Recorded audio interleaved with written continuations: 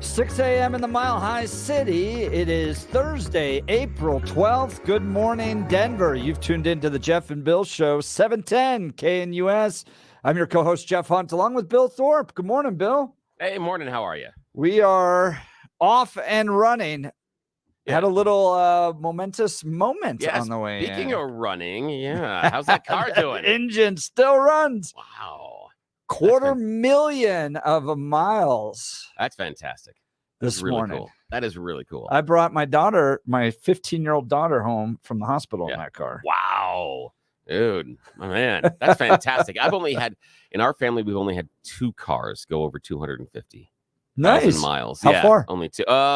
One went 320, really? I think. Yeah. And the other one, I think we sold at like 278. But it's, again, my dad was a car geek and has passed some of that on to me.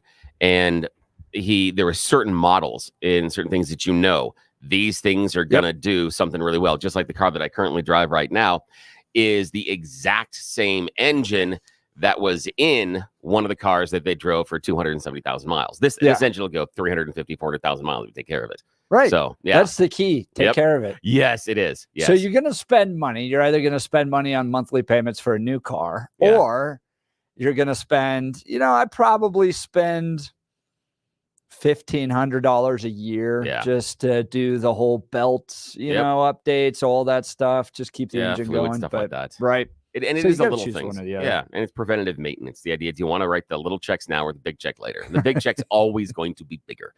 Always. But I wasn't always that smart about the cars. As much as my dad was a gearhead, it took me breaking some stuff on the cars to figure out you got to take care of the cars.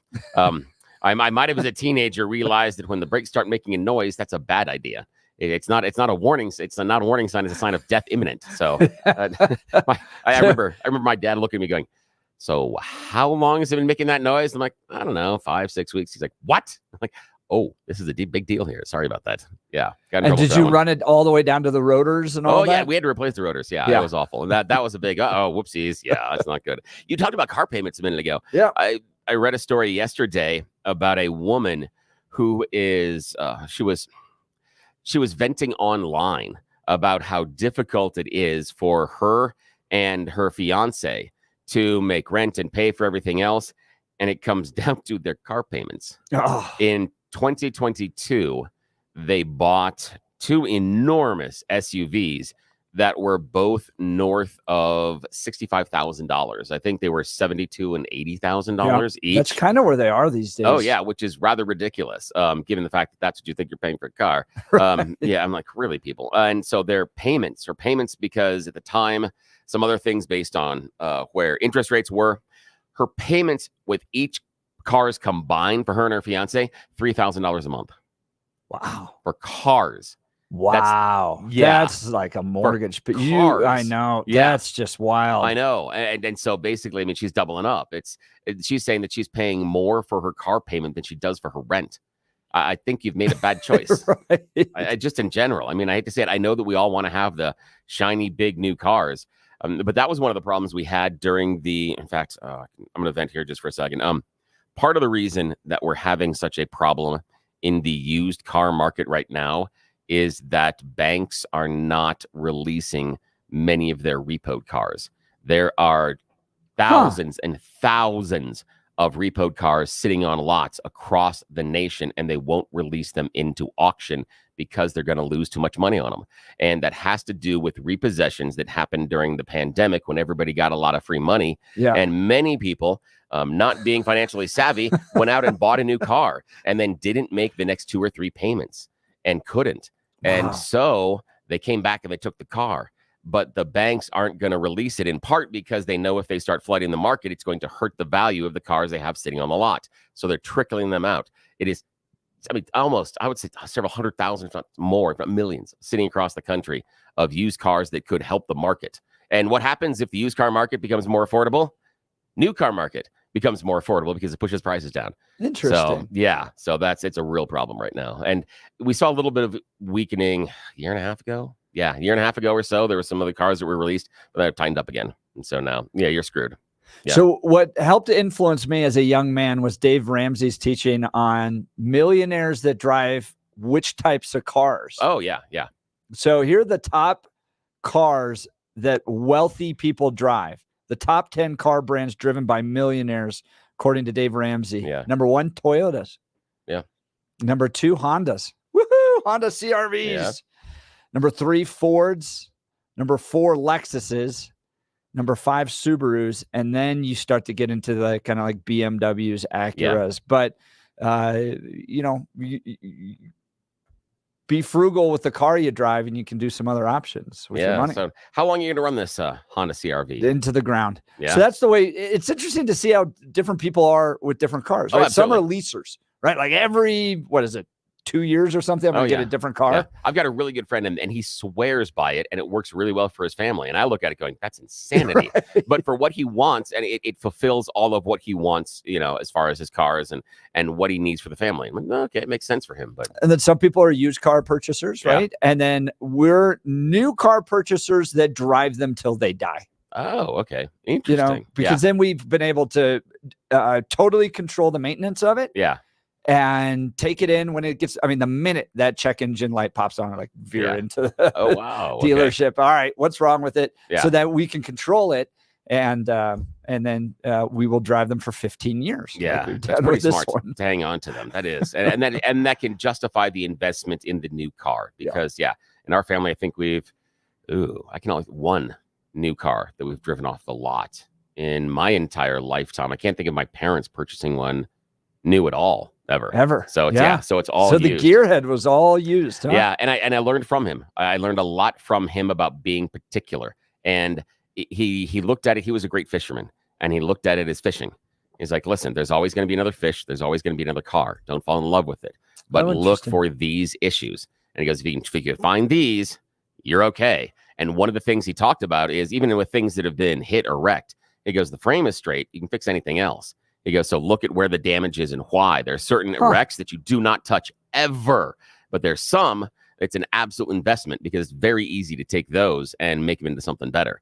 He built a couple of cars in our driveway as a kid. He'd go and get them from junkyards, and he's like, as long as the frame's straight, we can do it. So, yeah. And can you work on cars? Not anymore. I can do some stuff, but they're all computerized. It is it's nearly impossible. I mean, I can change oil, I can change spark plugs, we can do brakes, things like that. I can that are manual, but it doesn't make any sense anymore for so many of them. And right now I don't have some of the tools. I'd love to be able to do my own oil and brakes, but don't have the tools for it. And I have a slanted driveway. And that's the danger. Anybody that knows that you put a car up on jacks, you don't do it on a slanted surface ever. So, yeah, and I don't want to sit in the street. So, no, that's my excuse, at least. That's what I'm saying. That's what I say to the wife. 250,000 miles crossed this morning on the way in. That's a big one. That car's driven across the country 3 times. Wow. Now, why? Okay, question. Your daughter's 15. Yep. Since she came home in the car, is she getting that car? That's the car she's getting. Excellent. Exactly right. I like that. That'll be. So, in our family growing up, we had the car you got when you were 16. Yeah. Right. And for me, it was a 1982 Nissan Datsun pickup truck with no airbags. Excellent. And it was a stick shift. That was what each one of me and my brothers inherited. And this CRV will hopefully move through all 4 kids with us. So, but they're working now to buy their own cars. Rather dependent on the driving abilities of your 15-year-olds. We had a car that went through several kids. And then my daughter, who's a senior right now, got hit. And not her fault. Funny. She was hit. And it would cost too much versus what the car's worth in order to fix it. So, yeah, otherwise that we would have had the car for the younger one. So, again, I blame my daughter, just personally. Did you have any of the kids gotten in bad accidents? No.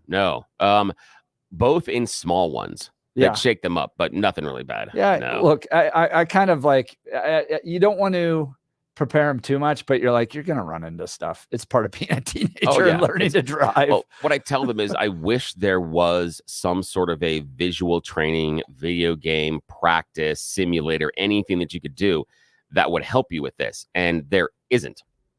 Because Grand Theft Auto 6 is out. I know, but the problem is that it doesn't teach you to judge the speed of other vehicles. And that's the problem with the simulations, is it becomes very difficult to figure out how fast those other cars are going and how quickly they're going to cover that distance. Yeah. And you can't do that until you're actually driving. You have to experience it. It's one of the few things in life that simulations and practice stuff does not help at all. You've got to understand it yourself, because even if you spend thousands of hours on video games, the physics in a car is different. Yep. And the type of car is different. Yeah. Let's check in on the news with Blake Olson. Good morning, Blake. Morning. Good morning. 300,000 for me. 32. What car? Man. What's the car? Well, it's gone now. Jeep Cherokee, but okay. So, how many years did you have it? When did you start with it? Oh God, I gotta share. It was to 2000. What was it? 2006. I forget. Wow. Billy. A Jeep Cherokee with 300,000, man. Yeah, wow. Man, those things are awesome. Yeah, I hated getting rid of it. My wife made me get rid of it. And right when I replaced the seat with the kitchen chair, and and she was like, "Okay, it's time to go." That's it. Man, I miss that thing right now. You could have just done the folding chair. A little bit breeze during the Those things are during the summer. Yes, those are great. The seat belts work really well on those. Oh, that's fantastic. With the fold. Yes, they do. Folding chairs. They do. All right. 32 and partly cloudy in Denver, expecting highs in the lower 60s today. The 7-10 5-day forecast is coming up. Our top story: the city of Denver has released a nearly $90 million budget plan for illegal immigrant aid and shelter called the newcomer budget. Denver and Decay leaders say the plan allows for surges in arrivals and focuses on self-sufficiency and helping illegals achieve independence. So millions of hardworking citizens waking up this morning, getting ready for work and getting the kids to school and help with the grandkids possibly today. And there's no $1 million budget for them, but wide open borders and sanctuary cities, leaders on the left, you get what you vote for in blue cities. And that's what's happening. Tom Tancredo warned us of this 40 years ago. And so did Democrat Dick Lamb, if you remember that. An arrest warrant has been issued for the 17-year-old driver accused of causing the deadly rollover crash last month on 225. 5 teenagers ejected from the vehicle. One 15-year-old girl died. The vehicle was stolen. 21-year-old Dallas LeBeau, a skier, attempted to jump Berthoud Pass, a 40-foot jump, but did not reach the other side and died. Ironically, his birthday was on the same day as Evel Knievel. Details expected soon on the forecaster caught in an avalanche. He works for the state's Avalanche Information Center and was doing field work on Monday when he was partially buried. Thankfully, he survived. One person is dead following a crash in 5 Points. Witnesses say a man was run over by a semi. The driver left, but then returned to the scene. No citations have been issued. Be on the lookout for a 12-year-old girl, Hispanic, 5 feet tall, 120 pounds. Her name is Aaliyah Heredia. She's been missing since April 2nd. Lakewood police asking for your help. President Biden calling on Hamas to agree to a new proposed ceasefire deal with Israel. They need to move on the proposal that's been made. And as I said, we'll get these hostages home where they belong, but also bring back a 6-week ceasefire that we need now. There's no way he makes it past June. No way. Marjorie Taylor Greene wants Republican House Speaker Johnson out because his two main goals are the same priorities as President Biden: give tons of taxpayer money to Ukraine and allow intelligence agencies to spy on us, Americans, including former President Trump, without a warrant. MTG says the establishment is not listening, but she'll keep on fighting.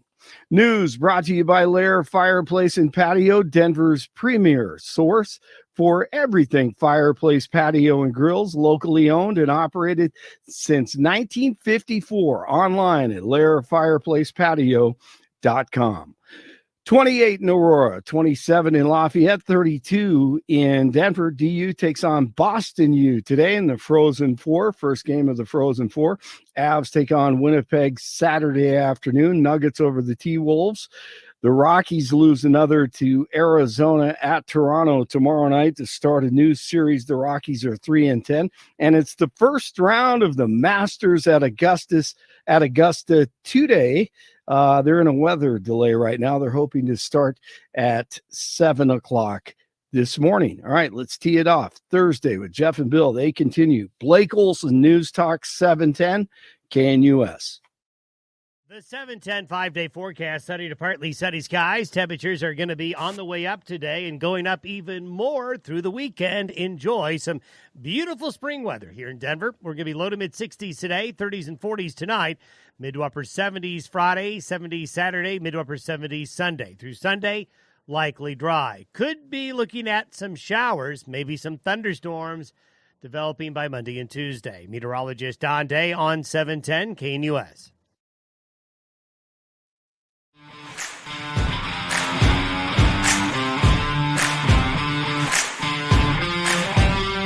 Got an absolutely full show for you today. As Blake was talking about, the $90 million plan that Mayor Mike Johnston put out to help illegal immigrants as they come to Denver was shocking when you sit and listen to all 40 minutes of it. In the 8 and 9 o'clock hour, we're going to dive into the details. But here's just a little clip of some of the benefits that they're getting. The rental assistance that was, as it was proposed by the city council and by that we supported, does not have a citizenship requirement on it, does not ask for documentation status. So if you are a Denver resident and you are paying rent and you are at risk of being evicted, you are eligible for those services, eligible for those supports. You still might need some help in knowing how to navigate the system. You've only been in America 30 days. And so we think there are wraparound services that will be helpful, but that benefit is available. Eviction defense support can be available. Rental assistance. Hi, everyone. I'm Sarah debit Faustino, I'm the cards. Newcomer Program Director.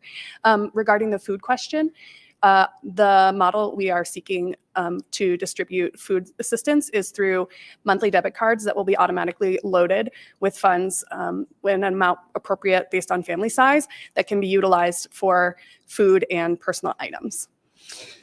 And that will be administered through a nonprofit partner. Debit cards, rental assistance in apartments for up to 6 months, 20 hours of legal service, and then unpaid internships for the illegal immigrants that come to Denver. So it is big and comprehensive. And to Blake's point, you got to ask your question, what type of services are Denver residents getting if this is what they're spending on illegal immigrants? So in the 8 and 9 o'clock hour, we're going to detail all of it. And it was a 45, 50-minute long press conference. We cut it up into what matters to you and actually how this is going to impact Denver. But to Blake's point in the news, boy, oh boy, have they built a big comprehensive program for illegal immigrants in the city of Denver. So we'll get into that.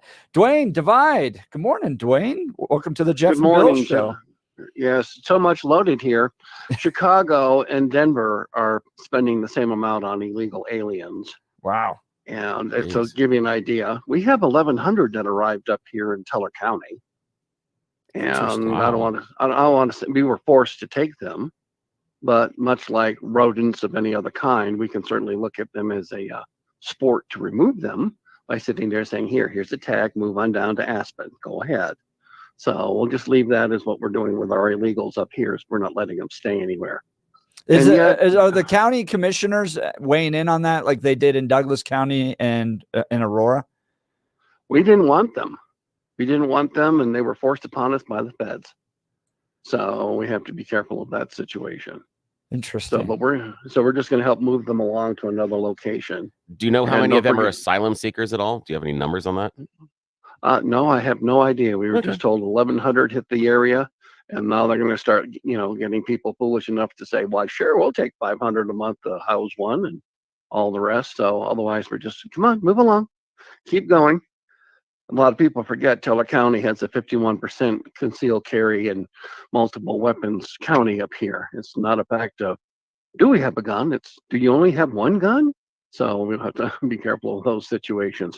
We're the most well-armed county in the entire state, and we don't have any problems up here. We're going to continue by making sure that any bad guys keep moving along. So just touching on your illegal immigrant situation. Now, cars. How about a Subaru with 500,000 miles? You got That's to impressive. 500,000, huh? 543,000. I'm on Wow. the third engine, the original transmission, and I just had to put all the bearings in the axles and everything else. And there's a little rust here and there, but overall, it's way too low to the ground for me to get into. And the reason I had to bring it back to life was because my van died after 220,000 miles, and they only paid $100 for it. So all the glass is nice. There's a little rust, but no lights on the dash, nothing else. But the transmission decided to go kablooey, and I had a semi truck follow me up the pass and missed me by about 6 inches because I was stuck right at a traffic light where the pump just couldn't get any more motivation for it. So I aged a couple of hours during that moment right there. Oh, boy. Now, why are you so committed to that Subaru? I got it cheap. And, you sit there and say, everybody's like, buy a new car. Bill knows I got a Viper a couple of years ago because a guy owed me money and a Moosehead. And that car cost me close to about 100,000 by the time I was done between two engines and everything else that I rebuilt because I started using it for half-mile time attack racing and everything. Neat car, fun to do. But when I sold the gentleman that I was working with his car, he was like, I like your Viper. And I was like, it's yours. Take it now. Because it was just too much to play with. And I have 2 more engine blocks I'm going to have to do something with and kits to rebuild. So I have to go with that. We were talking about NPR yesterday and how liberal it's gone. And that article was written. You guys remember Car Talk? Do they still? Those guys died. One of them died. Yeah, one brother died. The other brother is still doing some stuff. But yeah. So is Car Talk still around? Do they still do it? Or they just play reruns? Yeah, but unfortunately, it's a seance, and it's a thing, and they have to do this Ouija board. No, I'm kidding. What they do now is because it was so popular, they actually run best ofs. So it's still in syndication, even though they're not doing any new ones. Which is fascinating. I found that job hilarious, or that show hilarious, because people would call in and like try to make the sound.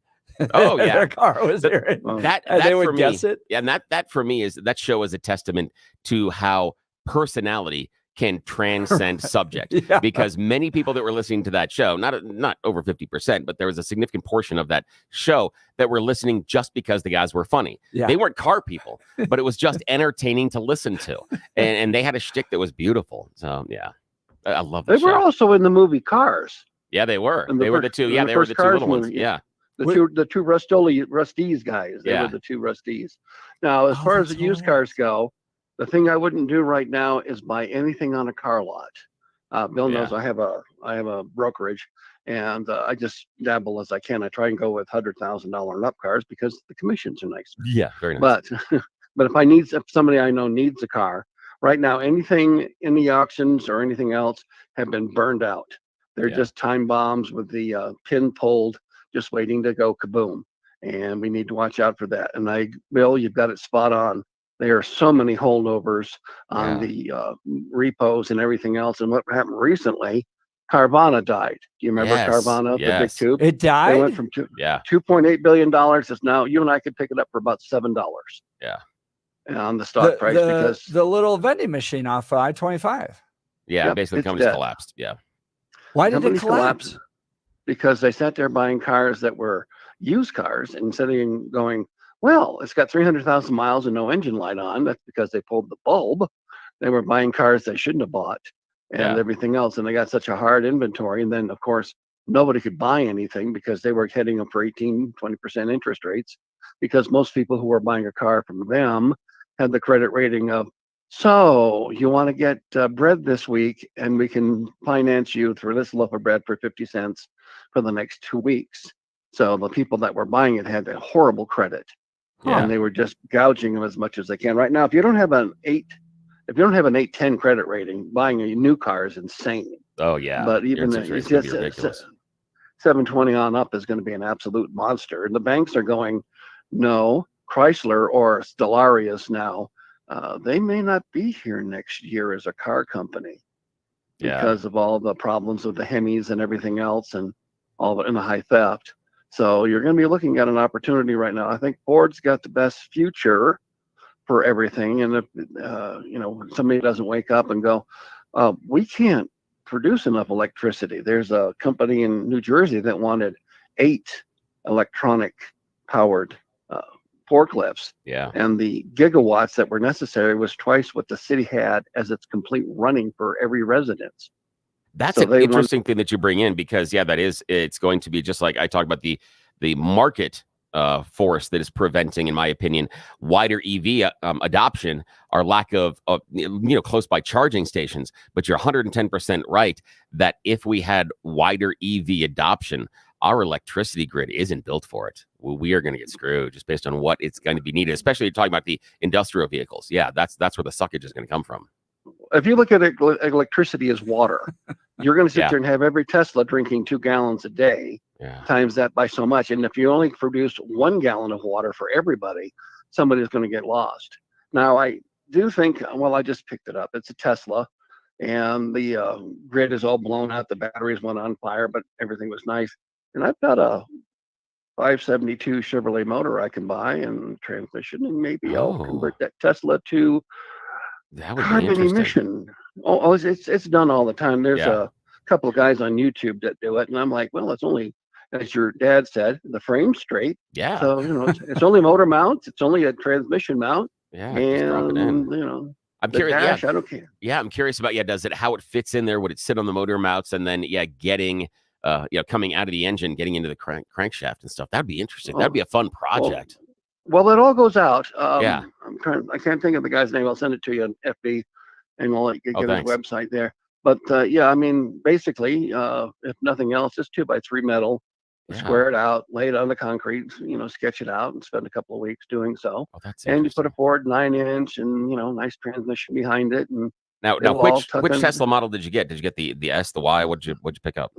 I'll be honest with you. It's got the hatchback. I have no idea. The DeLorean doors. It was $800 in scrap. Okay. Yeah. Oh, that's nice. So it was $800 on the scrap because they said the batteries were taken out of it and everything else, and the interior smells of burnt toast. Yeah. So I was like, well, that's carpet. I don't care. Yeah, that's true.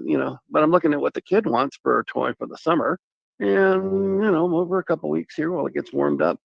Suspension pieces are easy enough to buy, and it's basically and if you've a got model the space, car just to do some fun. If you've got the space to do the repairs, that's what I'm jealous about. I don't have the space. I wish you could do stuff like that. Welcome to Jeff, Bill, and Dwayne Car Talk. We even get their text message. You guys are Denver's version of Car Talk. Oh, that's great. I'm not sure that's a compliment, though. Like I say, this will be one that will be probably one of my last builds. We're doing his Lincoln Town Car right now, or it's a Continental. Yeah, it's 79. 79? 79, 16,000 original miles, but the roof rusted because of the foam underneath the vinyl top. Okay, what color is it, out of curiosity? What are the exterior interior? I'll give it to you. It's the burgundy wine one. It's no, you got that color. Oh my God, I'm so jealous. And it's got the red interior. Everything is perfect. No way. But the roof rotted out. Yeah. So I'm sitting here going, well, what do we do? And I sat there and measured and took the deck lid off and measured, and the old Mafia flower cars. Oh yeah. So I just moved the roof a little bit, pulled the back seat out, and took the tailgate, welded it all together, and I found some really beautiful stainless steel out of a diner with a whole bunch of decorations on it. Yeah. And that's what's gonna leave here that is soon so cool. for the summer. And it'll have the lights will still light up in the upper windowlets, and it'll be a 2.5 seater, so you'll have space behind there. Oh, that'll be crazy. I just found a set of fuel injection heads, which are 250 pounds lighter than the cast iron. All right, you And, car man. talk guys. Oh, that's nice. Oh, Dwayne, thanks I for was the just call. happy to That get was to so 250,000, and now we're well, see, guys are in the weeds on. And Dwayne speaks to something that's close to my heart because that's the stuff that my dad did, and there are things that I did with him that I couldn't. And there were times in which I didn't pay attention enough in my teenage years, and so I go back and I tried to capture, some of that other knowledge towards the end of his life. I wish I had the space to. I think there should be a Bill and Dwayne build. We could do that. That would be fun. You guys work on that. We'll cover it. Get Thanks, the Dwayne, updates. for the call. That was so cool. That was a trip down memory lane. That was really neat. Guys, generally we hear talk about medicine and effective treatments for erectile dysfunction and other men's sexual health issues. Today I want to talk to you about love. The one you love is the light of your life. And if you're like most men, you want to do whatever you can to nurture your relationship. But if you're suffering with ED, you know the impacts the condition is likely having on you and on your partner. Rocky Mountain Men's Clinic has served the Front Range of Colorado for nearly a decade and has successfully treated tens of thousands of men. Schedule a consult with Rocky Mountain Men's Clinic today. Your initial visit is only $99 and includes a medical consult with a licensed medical provider, a T and PSA test, and if medically advised, a test dose. And if the test dose doesn't work in the office, your visit is free. They have 5 locations in Colorado: Fort Collins, North Denver, Central Denver, Castle Rock, and Colorado Springs. Stop dealing with the lack of confidence that ED brings. Give them a call today at 720-440-7900. That's 720-440-7900, or visit RockyMountainMen'sClinic.com. That's RockyMountainMen'sClinic.com. In the top of the 7 o'clock hour, Jeannie Mancini, the president of March for Life, is going to join us. Tomorrow is the Colorado March for Life. It's the first time they've ever done a dedicated, partnered March for Life in Colorado. There's been these kind of Sanctity for Life marches in the past. Those were typically in January or February, but the National March for Life has now launched an entire effort to bring these marches to states. As you heard with Donald Trump, the battle is now at the states. So the big March for Life in Denver will be tomorrow, and the president of the National March for Life, Jeannie Mancini, will be joining us in the 7 o'clock hour. We'll continue with your calls and texts. You're listening to The Jeff and Bill Show on Car Talk, News Talk 710, KNUS. At this hour in London, I'm Stuart Smith, and here are the top stories we're following. Japanese Prime Minister Fumio Kishida will address the US Congress today as his state visit to Washington continues. Japan and the US are seeking to strengthen their alliance to counter Chinese aggression in the Indo-Pacific. Ira Spitzer reports. Fumio Kishida will become just the second ever Japanese leader to address Congress, a sign of the importance U.S. officials are placing on the relationship.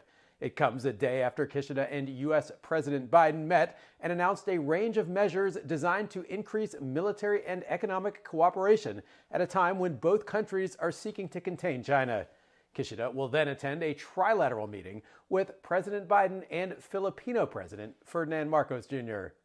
3 mariners are safe after being stranded on an atoll in Micronesia for more than a week. The 3 men spelled the word help out of palm tree leaves, which allowed a US Navy aircraft to spot the men, all in their 40s and familiar with the waters. The plane deployed a survival package to keep the crew sustained until a boat could get to the atoll and return the men more than 100 miles to shore.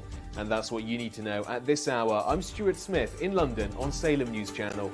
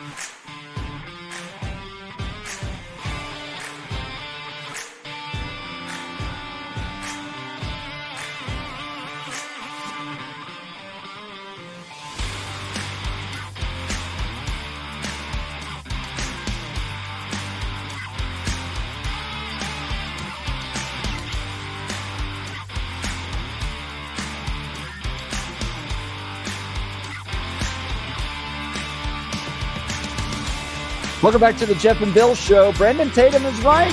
Next Friday, April 19th, we're going to be at the Black Eyed Pea in Castle Rock from 6 a.m. to 10 a.m. A live broadcast down there with Mr. Tatum, Officer Tatum, who's a voice you recognize. He's here on 710 KNUS in the afternoons. But come down, enjoy the delicious food at the Black Eyed Pea, and then hang out with us for a few hours. Watch a live broadcast. Yeah, it's going to be cool. You got the itinerary of Tatum, when he's going to come into town, what he's going to be doing, when we have to say hi to him, and a bunch of other stuff. He's going to be joining us live out at the Black Eyed Pea, so you can meet us. You don't need that. You can meet him. Come meet the national guy, the guy that you hear on the afternoon show on KNUS. We're going to be out there the 19th. A delicious breakfast. Black Eyed Pea staff is showing up early to make sure they take care of you and do it right. If you haven't been to Black Eyed Pea in a while, come see what makes them different. I love the fact that they went national, and then when the national chain was going bad, the original owners came back in and said, no, you guys forgot the vision. You guys forgot what makes this place special, and we're going to go back to what really Colorado's Black Eyed Pea is all about. So come on out and see what makes this one different. So it's really kind of cool. So we'd love to see you. And yeah, if you want to, I'll take pictures with you, and we'll make them silly. I mean, if you want something to show your friends, I'm your man. We'll have some fun. Yeah, I'll play along with you. So come say hi. I appreciate it. Details at 710knus.com. That's 710knus.com. Let's check in on the news with Blake. Blake, what are you working on for us? Well, we're going to talk more about that $90 million budget for illegal immigrants in the city of Denver. And we'll hear what the current governor is concerned about. And then we'll also hear from a past governor, also a Democrat. What would he think about what's going on today? The late great, and you probably know who it is. We'll hear from him. An old tape coming up at the top of the hour. That and much more. Stay with us. That's awesome. I'm looking forward to that. Here's Mike Johnston. A little clip yesterday. $90 million for illegal immigrants in the city of Denver. Because in Denver, we believe the way to solve these problems is not by turning our back on our American values, but by turning to our American values. That's a speechwriter line. It is absolutely a speechwriter line. If you can tell me what that means. Oh, no. I got a lot of those. Yeah. We don't turn our back on our American values. We turn into the American values. So. You always got to have those little pull quotes. So let's get into You Choose the News, Bill. Yes. Speaking of silliness and ridiculous things of a public nature, it's time for us to play You Choose the News, everybody's favorite fake radio news game show. Proudly not sponsored by Roll 'em Out Shelves. They don't want to have anything to do with this frivolity, but check them out, rollemoutshelves.com. We'll talk more in a second. If you've been paying attention, you know how this works. Silly little stories that we have collected over the morning, giving them even dumber headlines to play this fake radio news game, doing it a bit earlier because we found out that the people in charge are waking up earlier. It's getting to be the summer and spring. And there were questions about a week and a half ago. So questions that were uncomfortable for me and that we are not going to answer and going to obfuscate as long as possible. So on that note, sir, Blake Olson, Jeff Hunt, it's time for You Choose the News. Here are our stories this morning, sirs. Headline number 1, fake it till you make it. Headline number 2, Night of the Living Stoners. Headline number 3, being a good neighbor. Headline number 4, Footloose International, Electric Boogaloo. All righty. Mr. Hunt, choose carefully. I want to hear about the Night of the Living Stoners. Night of the Living Stoners. Here we're going international to the country of Sierra Leone. This report comes to us from the BBC. No, I'm not going to talk in a weird English accent. Can't hold that for that long. Notably, right now, BBC is reporting in Sierra Leone, they are having a raft of grave robberies connected to drugs. Now, it gets even weirder, folks. What? Here's the deal. There's a brand new narcotic that has first emerged in the West African country of Sierra Leone and is beginning to spread around. It started about 6 years ago. And it induces a hypnotic high that can last for several hours. Problem is, it's made from a variety of toxic substances, one of which ground up human bones. So now the people are going into the graveyards to get the human bones, to grind them up, to make the smoky to be all silly. Yes, we are now going to smoke our ancestors in order to, which again, maybe explains some of what the, funeral home directors were doing here, holding on to the bodies. Yeah, that's right. Maybe it was an experiment. Maybe they were doing some homemade science. Yes, they were just, it wasn't that they didn't care for Nana. It's just they thought Nana would help them get high. That's all it is. There are moments where I go, I understand Noah's Ark and why the Lord was just like, we're done. Whap. Yeah. Y'all are gone. Although there are times, interpersonally, times when I'm sitting here going, Yeah, I really understand the Cain and Abel thing now, too. I really get that. Okay. Oh, man. All right, Jeff. Second choice this morning. Fake it till you make it. Being a good neighbor or Footloose International Electric Boogaloo. I'm glad you like that. Footloose International Electric Boogaloo. Here, another international story. We're going to the lovely country of Chechnya.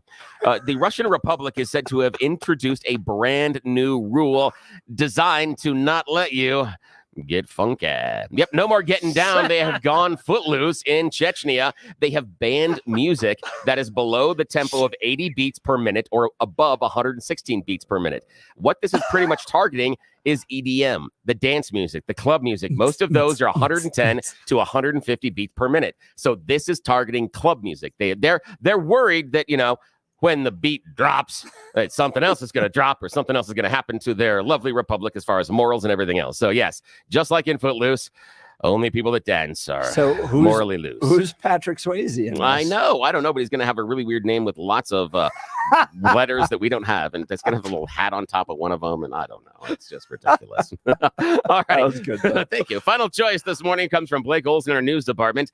Sir, your choices are fake it till you make it or being a good neighbor. Fake it till you make it for $50, Billy. Oh, excellent. Oh, you think that I have that much in my pocket? Yeah, I appreciate that. All righty, sir. Fake it till you make it.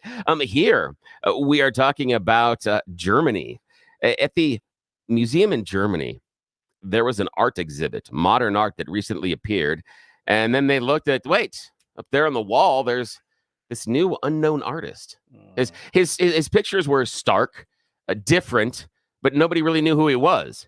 Until they started looking around the museum and noticed, hey, that dude has a name tag. What was happening is the 51-year-old security guard smuggled his work into the museum at night and placed it in a prominent position in the art exhibit, right next to Andy Warhol and some other famous artists. Way to take the initiative, my friend. Better look better. Yeah, so he put it up there and he decided this was going to be my artistic breakthrough. In fact, he has found out this is his breakthrough to unemployment. He has been terminated. And the museum was asked, well, can you critique his work? And they said, no, we're not going to, because it probably will only encourage the behavior. And they're probably right. Anybody who has kids understands that. So, yes. There is a trend on Instagram where you go into an art museum and stick your art up. Oh, yeah. And then just wait to see how people react to it. I bet. Yeah. And that's what that guy was doing. So, that's it. Awesome. That is the end of You Choose the News. Thank you so much for playing along. We'll check in with Blake here at the top of the hour. And just a reminder, this is not sponsored in any way, shape, or form by Roll 'em Out Shelves. They are a perfectly reputable company. Wonderful mother-son team. Book them for a free home estimate today. They'll organize your kitchen, your bath, your garage. They're going to make it so much easier for you to do the things you do each and every day. Roll'emOutShelves.com. Free estimate. Whatever you do not mention You Choose the News. Some of you have been talking about it, and it has gone badly for me. I'm having meetings, so help me out here. But do call You Choose the News, and you call it Roll 'em Out Shelves. That was easy for me. Yeah, All Joyce, who's like the sweetest person in the world. You get to meet them. Oh man, we brought up You Choose the News, and yeah, her countenance changed. Yeah, it was a couple of months ago. Stop associating me with that silliness. I had called and asked, and they said, "Wait, I think I recognize the voice," and they hung up on me. Now, they did say if it was 710 Scan US, they would be happy to help out. But as soon as they recognize the voice, I got him on. I can't say it wasn't deserved, but still. We're going to have Roll 'em Out Shelves to the house here soon. They've done all the measurements already, and they are going to provide all these new shelves. And my wife, who is Monica Geller from Friends, is very excited about all this new organizing opportunity she's going to have in her kitchen. I am so excited because I've told you, we've got the one black hole cabinet, and I want to see some of the solutions you've got because I'm really looking for something to help me out with that black hole cabinet because it's those, and everyone has those. Yeah, you take something out and then large noises happen because things fall because everything's stacked like some sort of weird Tetris game. Yeah. So in our black hole cabinet, Bill, we had icing that we didn't know we had purchased over and over and over again. And so when they organized it, like we did some spring cleaning a few weeks ago, we must have had 25 cans of the same type of icing that was in there. So, fantastic. I had that experience this weekend with my beautiful wife. We were shopping and she was buying a spice. I'm like, I think we have that. And she's like, I don't think so. I was looking for it last week. I'm like, okay. I'm like, trust you. I wasn't home during that part of the week. And so she was doing the cooking. I'm like, I trust you. She gets home and she goes to put the spice away. And she's like, Oh, it's right here. And it had been moved, so it wasn't in the right place. But at least I didn't feel so stupid. I thought I saw that, but oh well. Yeah. Roll them out shelves to solve all of your reappropriations or misappropriations of all the icing and chaos and all that takes place. All the chaos in your kitchen, your laundry room, your garage. They'll take care of it, and they'll do the estimate for free. So call them. They're great people. They are. March for Life. You may go, isn't that in Washington, D.C.? Yeah, yes, traditionally, it's the largest human rights rally in the world. It takes place around the anniversary of Roe v. Wade. But since the fall of Roe v. Wade, they're now doing these marches in states. And tomorrow, Denver, Colorado, March for Life. It's down right at the Capitol. It begins at 10 a.m. with a pre-rally concert, 11 a.m.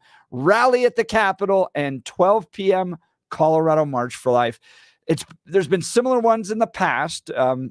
Celebration of Life that the Catholic Church has put on down at the state capitol, marches. So it's going to be similar to that. If you've ever been to that, it's a great experience. It's full of fun people, families, everybody having a good time, celebrating the sanctity of life. Now, is so are we going somewhere, or are we marching towards somewhere? Or are we just doing the block? Oh, yeah. I was thinking it's like the church bazaar. We do the cake walk. Yeah, just in a circle. And the music stops. And maybe someone gets cake. Okay. You go about one block down, turn, and come back. So it's not too crazy. It's going to be nice weather, and it's a lot of fun. And joining us at the top of the 7 o'clock hour is Jeannie Mancini, the president of the National March for Life. Have they thought of cake? I'm just saying it might help attendance, because you could, and then when you're walking, they could play some John's, Philip Sousa music, and then when it stops, who's ever at a certain place, they win a cake. And cake for Democrats too. Look, here's some pro-life cake. Make you feel better. Will you change your vote, please? And we got to get Jack Phillips involved in that one. That would be right. You would have to bake the cakes. But what we could do is they'd have to be they would have to be life-affirming muffins and things like that. So we have to give to the Democrats, because for them. Here, speaking of Jack Phillips, I threw this idea out to ADF, and maybe someday they'll take up. Yeah.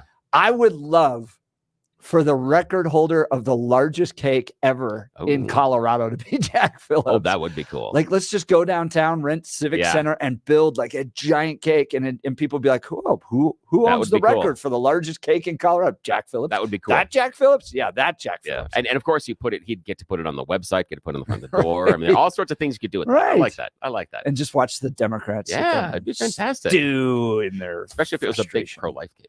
Yes. Sorry. I digress. We're combining it all together. Yes, we are. So stick around. In just about 10 minutes, Jeannie Mancini will be joining us. You're not going to want to miss it. You're listening to the Jeff and Bill Show. News Talk 710 KNUS.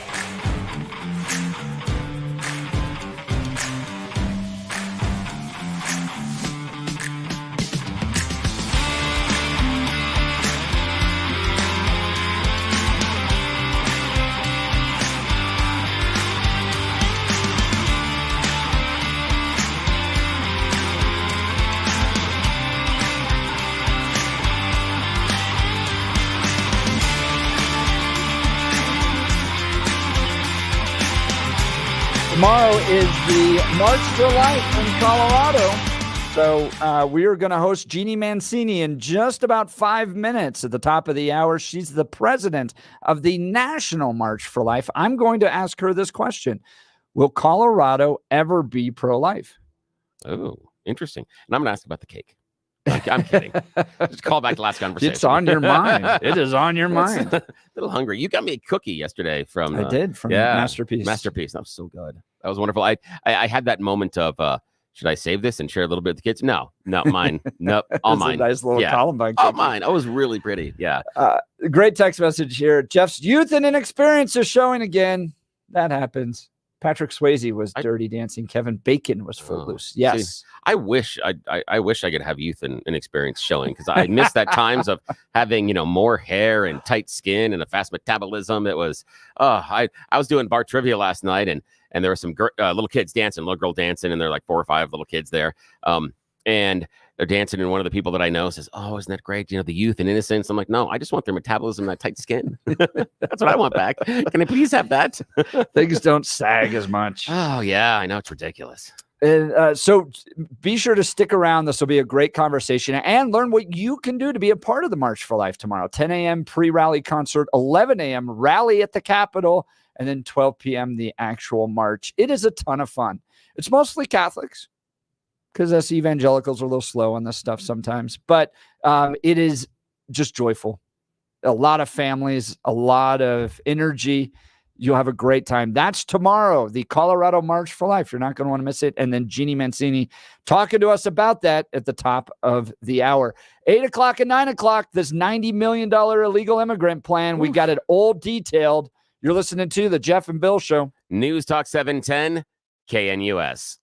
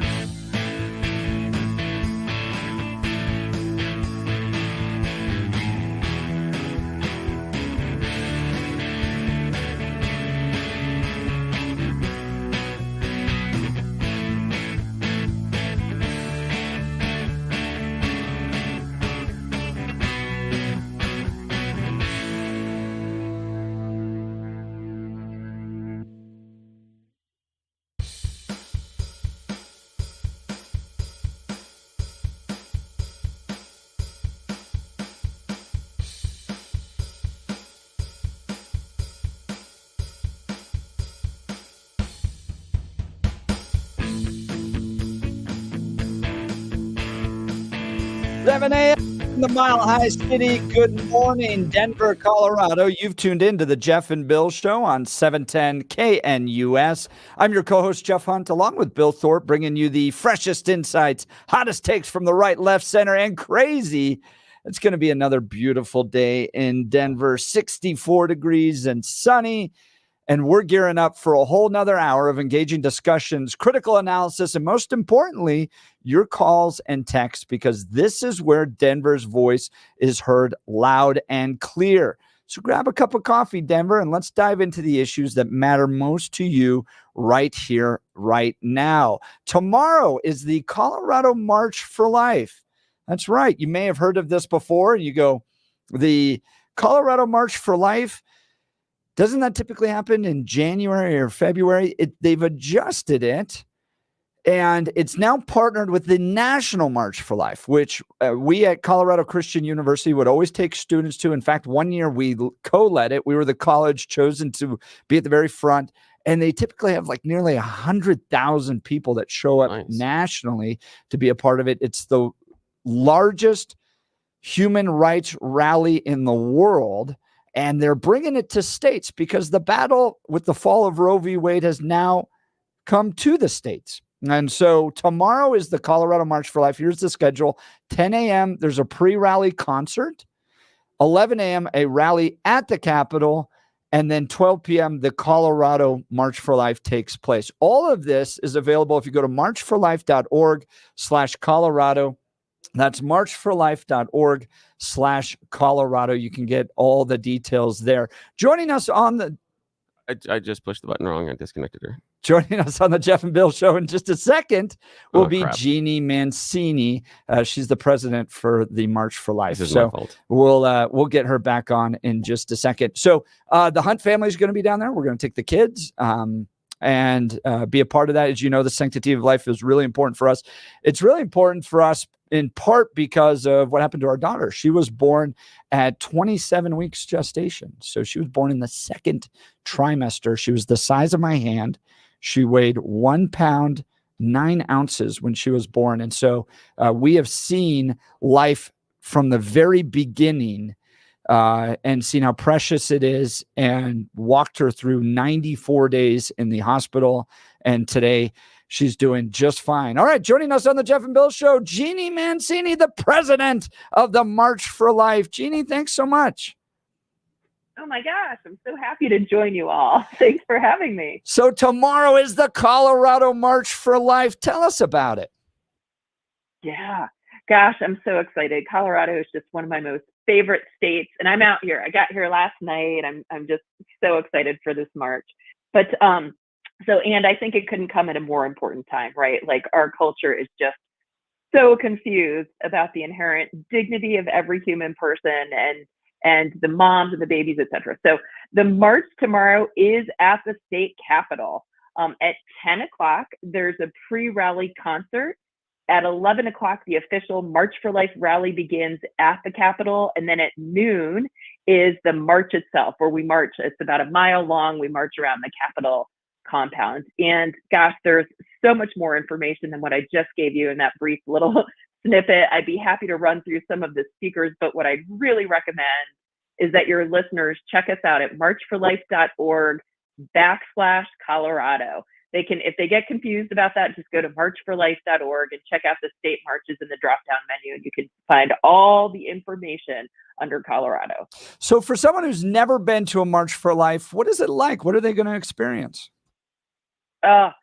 It's incredible. So let me give you a little bit of history about the National March, from which these state marches have really born off of or have spawned from.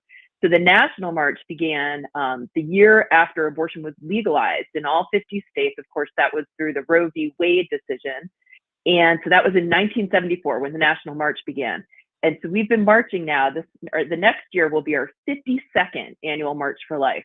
And over that period of time, we've become the largest annual human rights demonstration in the world, with over 100,000 people that come to that national march every year. And we are, by and large, very young people that come to the march, and very positive. The only group that isn't, or groups I should say, that wouldn't be welcome, are people who are pro-violence.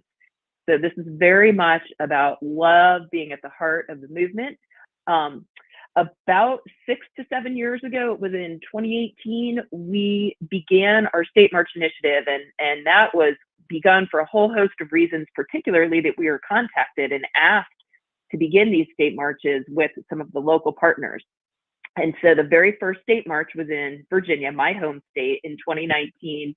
And it was incredible. It was at the Capitol, and it was the largest event besides a governor inauguration and gubernatorial inauguration ever at the Virginia State Capitol, with 7,500 people. So since that time, we've grown and grown and grown. This year, we're in 15 different states, and we anticipate being in all 50 states over the next 5 to 7 years. And little did we know that Roe would be overturned when we began the State March initiative, but I think it's truly in God's providence, and Colorado is so key. And so tomorrow, we will join together in Colorado, working with our partner, Pro-Life Colorado, and we're just excited for this. It should be a wonderful and very positive day, impacting a culture of life, rallying the grassroots in Colorado. For those of us that embrace the sanctity of life in Colorado, it's been a challenge, loss after loss, whether it's a personhood amendment or even a restriction on late-term abortion. It's disheartening. So what's the message to pro-life Coloradans that you hope to get across tomorrow? Well, I mean, the biggest message is our theme, which will go throughout the whole year, which is that being pro-life is with every woman and for every child. And there's so much confusion right now. Like, of course, we're working to change the laws. Like, that's incredibly important. But what's even more important is changing the hearts and minds. And so we do have a specific call to action regarding a ballot initiative that's going to be happening in Colorado. But our even more important message is emphasizing that 6 out of 10 women who choose abortion would have preferred to choose life if they felt like they had the requisite support that they needed. So that's financial, emotional, etc. And we really don't do a great job of getting the word out there of all the incredible support that is available in Colorado and nationally. So we're going to work very much on that tomorrow, emphasizing how the heart of the pro-life movement is with every woman and for every child, and really helping women know all of the wonderful support that's out there. Now, Jeannie, Bill Thorpe here, Jeannie Mancini, president of March of Life, joining us on Jeff and Bill. I like that you brought up the idea of the support systems. Why do you feel that nationally we as a country don't want to help support those support systems and help the women make the choice for life? And one of the examples I would say would be things like pay differential. One of the justifications for paying women less than men is the fact that they take time off from the workplace to have the kids, and they're always behind. And I feel, as a society, if we are telling these women, hey, you make this choice to have a baby, you are now going to get paid less than everybody else that didn't make that choice in your office, especially if they have testicles, that's a disincentive to have the baby. What do you think, and how do we get to a society that would provide the support to help these women make that pro-life choice? Yeah, so interesting question. And you raise a lot of different sort of policy questions there, which I'm not going to endeavor to begin to, That's fair. to answer it. It's sort of outside of the scope of the March for Life in terms of, the pay differential. But here's what I would say. Right now in our country, in 1 year, there's something like $358 million in free resources provided to men and women, to women facing unexpected pregnancies, to families that are facing unexpected pregnancies. So these are collectively the over 3,000 pregnancy care centers around the country and over 300 maternity homes. I think we need to do a much better job of telling those stories and getting the word out about all the support that's available. What that number doesn't even include are the different states that are having now these different funding streams that support families that are facing unexpected pregnancies as well. So this is Indiana, Alabama, Texas, Virginia, so many states have these different funding mechanisms. In some states, it's as much like Texas, as much as $100 million. So what are these things paying for, these funding streams? They're diaper, education credits, housing, etc. when families are facing unexpected pregnancies. So there are so many resources that are out there right now that people just don't know about. And so I think we need to do a much better job at telling that story. And to your larger point, of course, we need to work towards policies that are going to help families embrace life. I think that's a very big and important goal. And how we get there, is, gosh, there's so many creative ways that we can do that. So I think we really need to tell the story and help connect women facing unexpected pregnancies with the many available resources right now as well.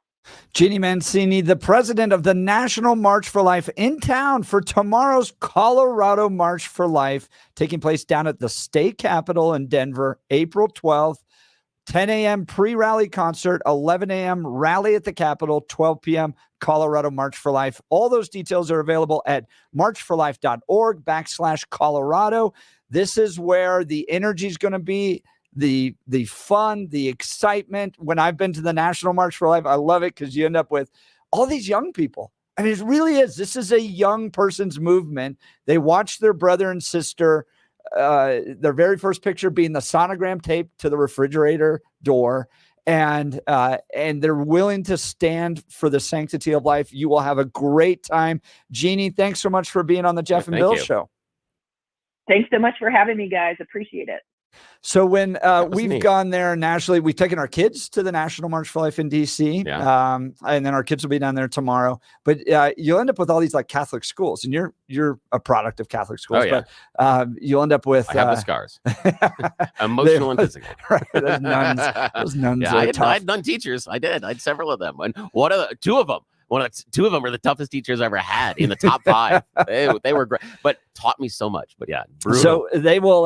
What I have seen at the March for Life before is you get like one high school going, "We love babies, yes we do. We love babies. How about you?" And then another school chants back even louder, "We love babies, yes we do." And they go back and forth, and it's just jubilant and fun and exciting. Nice. So. Look, you'll have a great, if you've never been to one, there's no requirement. Then you don't sign up your name or anything. Just show up, see what it's like. I think you'll have a good time. So tomorrow, down at the state capitol, Friday, April 12th, the Colorado March for Life. And Jeannie Mancini's there. Some of the speakers, here's some of the other speakers. They have the Bishop of the Archdiocese of Denver, Jorge Rodriguez, Representative Brandy Bradley, Dr. Kathleen Wheeler. She used to be an abortionist. She's now changed and become a pro-life leader. Lauren Castillo with Bella Health and Wellness. Another bishop from the Diocese of Colorado Springs, Bishop James Golka. Leaders from the Ethics and Public Policy Center. So it's a great event. Shocking lack of cake. This from our last hour. We were just joking that I think cake would help. Here's what we need for you, Bill. We need a Jack Phillips. We need a Jack Phillips spotlight. Tranquilizers. That when you want cake, you press the button and it shines over into Lakewood, and Jack races over here to provide. Do you understand how quickly I would get the diabetes? I mean, do you have any idea? Hey, I would have to have one of those rascals. Jack, though? Have you seen Jack? In here? He's like super thin. I don't know how you work at a cake shop. Well, and you know what it is? Good. It has to do, and I have more than my share of restaurant work. I have several people's shares of restaurant work. And the odd thing is when you get around it, you end up not eating it. And if you're in the restaurant, you'll have one or two things that you really like that the restaurant does. And so you'll have those, but everything else just becomes an entire blur of stuff that you can't even touch because you're around it all the time. My first job was at McDonald's, man. 12 pounds that summer. Oh, I bet. That's a little Big Macs. Yeah, the fast food's a touch different. Yeah, that's a touch different. There was still I worked in the building for a while at a radio station that was housed in the same building as the old spaghetti factory. Oh yeah. Yeah, I couldn't have garlic bread for years. That. For years, I couldn't smell garlic because that's all that the that the entire station smelled like. Oh, there was a great story on that one, though. We were going to do an upgrade to our generator because we were going to make sure we're going to install a generator in case power went down that we could power up and station would continue. Right, exactly. But we had to turn off the power for the entire building. Old Spaghetti Factory tells us we have a freezer that we haven't turned off in decades. We don't know if it'll turn back on. Like, wait, what? I'm like, yeah, this thing was installed somewhere in the 50s. we don't know if the freezer is going to turn back on. You might kill our freezer. Like, so you got to rent a generator for that to shut down, to build the generator. Yeah, what we did, we said, okay, and we kind of worked out a deal that if things go bad, we'll help out with the costs and expenses, but not a lot. And luckily it turned back on. But we're sitting going, and after that, we're like, wait, the freezer has been since the 50s, right? We're not eating there anymore. Do they? Well, no, I mean, that's how they used to build this stuff. You don't, like, you buy a refrigerator, freezer today, it dies within 5 years. I'm just thinking about the process and the efficiency and how good the thing would be at refrigeration in the 50s, even though it lasts forever. Not sure the temperature is going to be accurate. It's just a personal thing. I'm not certain about what's going to happen with the variation of temperatures. So that was fun. To accommodate Jeannie's schedule, she's very busy here. We put her right at the top of the hour. Let's get into the news with Blake Olson. Good morning, Blake. Morning, Jeff. Morning, Bill. 34 and sunny in Denver, expecting highs in the lower 60s today. The 7-10 5-day forecast is coming up. Our top story, the head of the FBI, Christopher Wray, warning Congress of possible attacks in the U.S. inspired by recent events in Russia and the Middle East. So here's an idea. How about let's keep the southern border wide open? The city of Denver has released a nearly $90 million budget plan for illegal immigrant aid and shelter called the newcomer budget. Denver and Decay leaders say the plan allows for surges in arrivals and focuses on self-sufficiency and helping illegals achieve independence. Now, here's former Colorado governor, the late great Democrat, Dick Lamb, 15 years ago, like 3 decades after he was the governor. But I do think that we are, there are certain aspects of our immigration policy that is not in the long-term stability of the United States and is definitely a national security issue. How about no? And Governor Polis wants to know why Xcel Energy cut off power to 55,000 people ahead of the windstorm. People know the power is going to be lost. There's got to be that communication. This took too many people by surprise, not only with the power going off, but also with no way of finding out very inaccurate information on the Xcel website. When will my power be restored?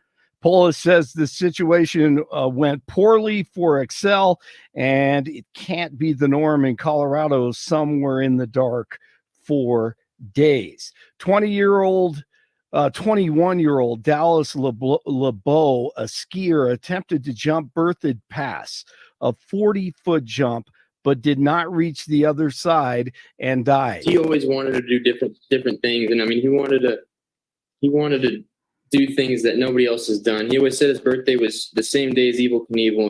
That was a friend of Dallas LeBeau. Yeah, no doubt. Details expected soon. On the forecaster, Cotton and Avalanche. He works for the state's Avalanche Information Center and was doing field work Monday when he was partially buried. Thankfully, he did survive.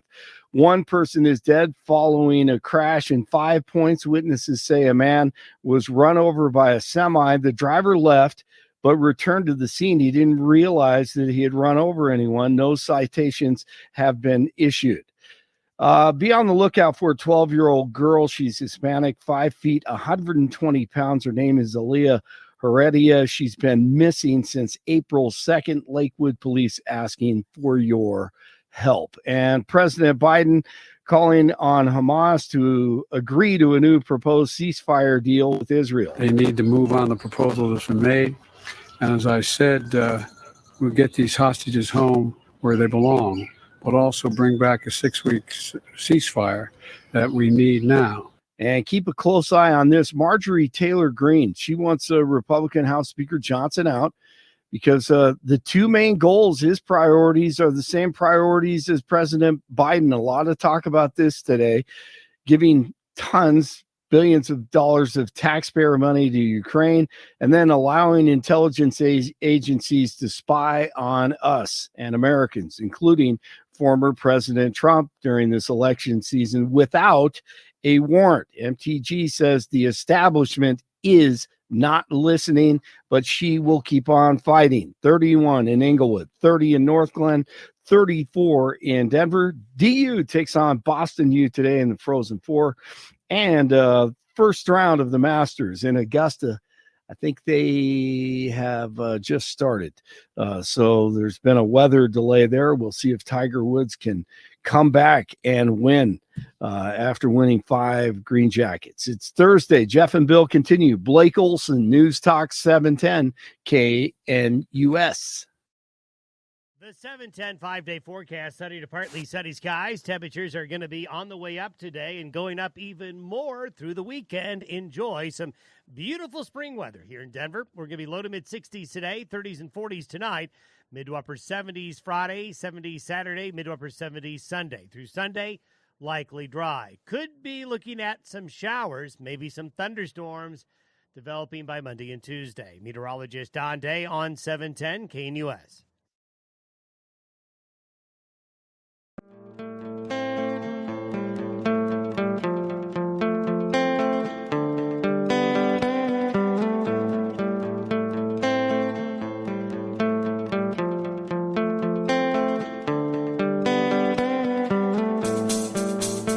Welcome back to the Jeff and Bill Show. We just heard from Jeannie Mancini, the president of the National March for Life, about tomorrow's Colorado March for Life taking place down at the state capitol. Details at marchforlife.org/Colorado, marchforlife.org/Colorado. You can learn how to participate, see the speakers, all that stuff. Saw this article in Politico this morning, Bill, how Biden's campaign plans to pummel Trump on abortion.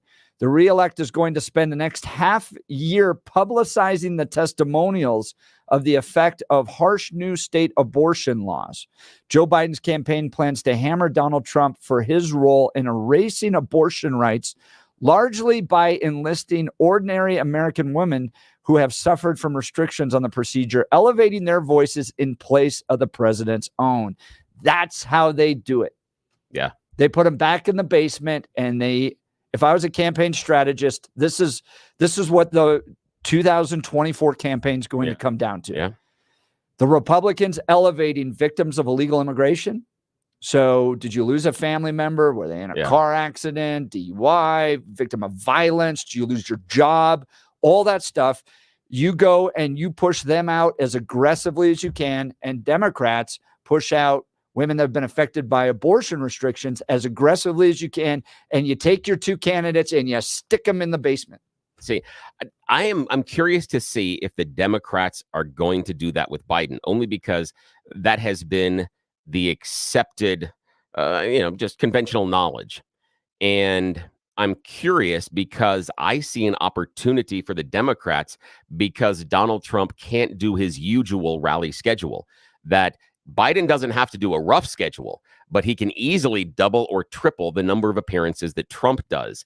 And I think can? Yeah. I mean, just based on the calendar. That's all it is. I'm just saying calendar because of Trump's court cases and things that are involved there. Cases. He can't go out and do the same number of rallies.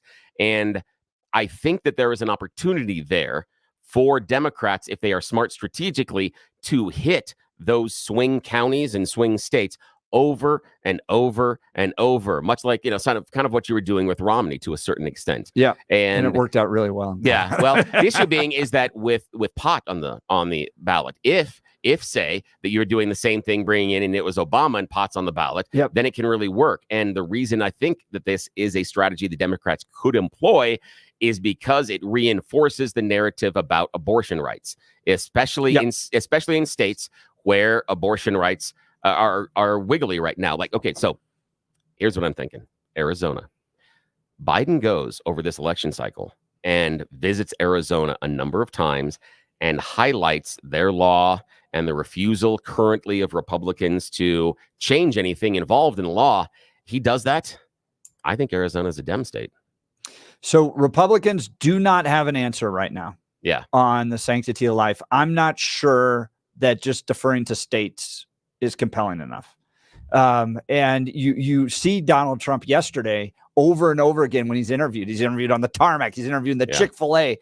What are you going to do about abortion? What are you going to do about abortion? And his standard answer is states' rights, states' rights, states' rights. And to your point, Bill, that his position on that the other day when he made his announcement is not that compelling. You just kind of go, all right, you're kind of not making anybody happy. Yeah. Here's the only way that this kind of backfires is if Okay. you get into the Mark Udall. Mark Uterus. Interesting. Remember when it became only about that? Yeah. And everybody kind of got tired of it. You're Yeah. like, okay, this is April of an election year. You have a long trajectory.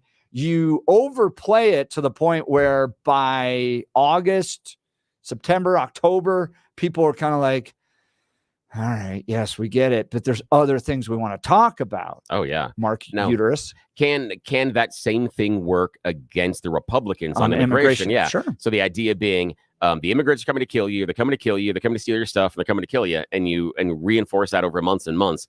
Does that then also wear out the effectiveness of that message? Yeah, it could. It absolutely could. But Mike Johnston helps Donald Trump. And we're going to get into that in That's the 8 and interesting, 9 yeah. o'clock hour about the $90 million project that Mike Johnston has.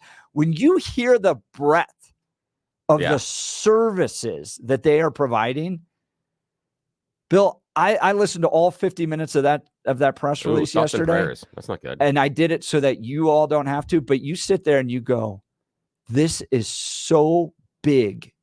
The Yeah, it is. breadth of the services they provide, everything from 6 months of apartment complexes, debit cards with food for your food and personal services, 20 hours of legal services. Then they're going to do workforce training to get you an unpaid internship to prepare you. And I went, that's what our mayor's doing? Yeah. And the question, and the So yeah. We'll have to talk about that. when That'll be Mike fun. Johnston comes out with that, I go, yeah, you're going to continue to talk about this. But look, I will tell you as a Republican, I don't think the Republicans have a compelling message to be able to blunt the Democrats in their embrace of abortion at this point. Yeah. And my example of that is every single ballot initiative that's been out there, even in red states, you're losing right now. Yeah. Republicans are losing this. You've got to figure this out. And so what the Democrats and the Biden campaign are going to do, Politico, front page, top story, how Biden's campaign plans to pummel Trump on abortion. They can leave him in the closet, bring out story after story after story. And if I was a strategist, that's the only thing I would be doing until that train runs out. Oh, that's good. Now, I know we need to step aside for a break. What I'd love to hear from you after the break is in those competing narratives, the illegal immigration and the abortion. Don't answer now. Which narrative do you think is stronger?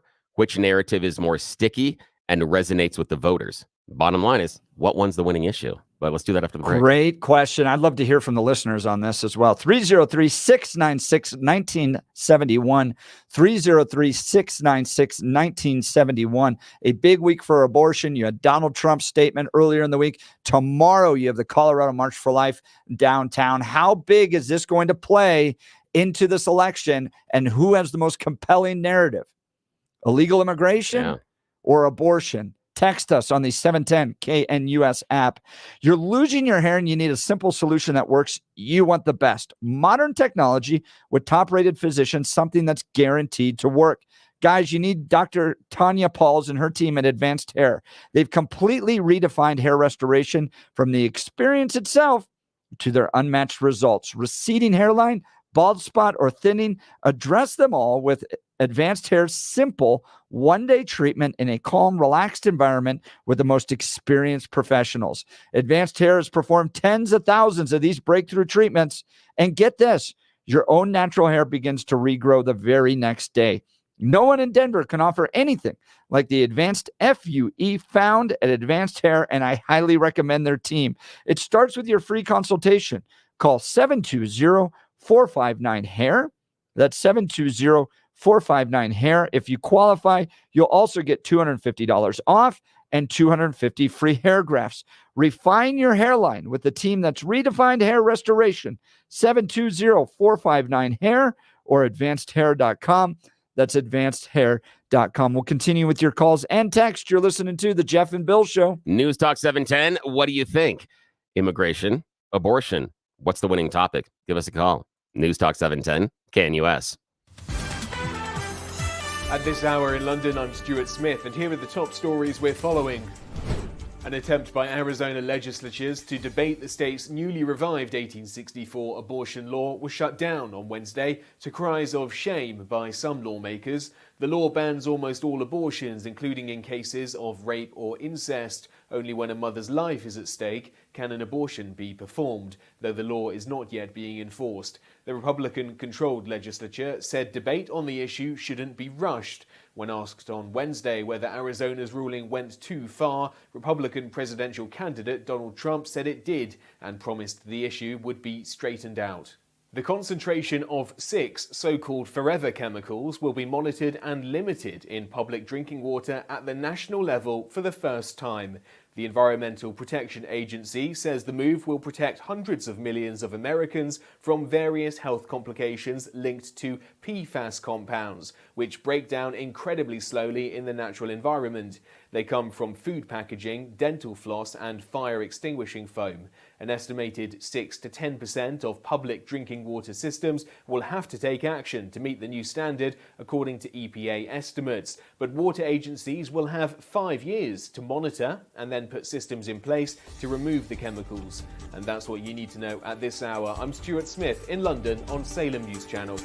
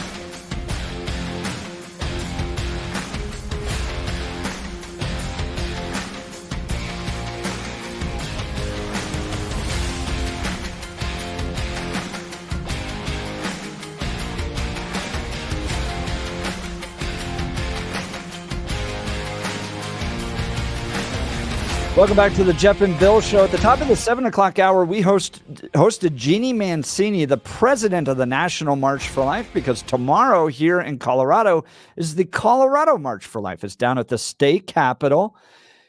Pre-rally concert begins at 10 a.m., rally at the Capitol at 11 a.m., and March for Life begins at 12 p.m. If you've never been to a March for Life, it is a really fun event.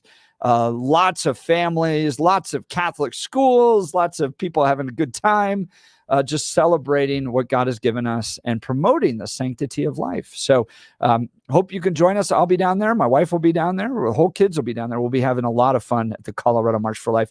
Details at marchforlife.org/Colorado, marchforlife.org/Colorado. Headline coming out of Politico: how Biden's campaign plans to pummel Trump on abortion.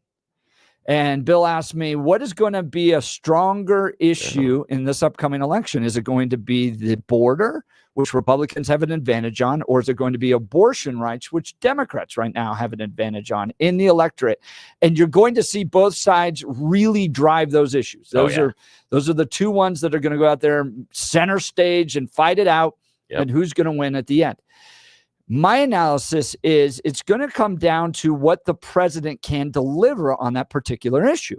So if you see Joe Biden's out there going, I am going to restore Roe v. Wade. That's his thing. Yeah. I'm going to put that back into law. We're going to do it with the Democrat House and Senate and my presidency, and we will put that back into law.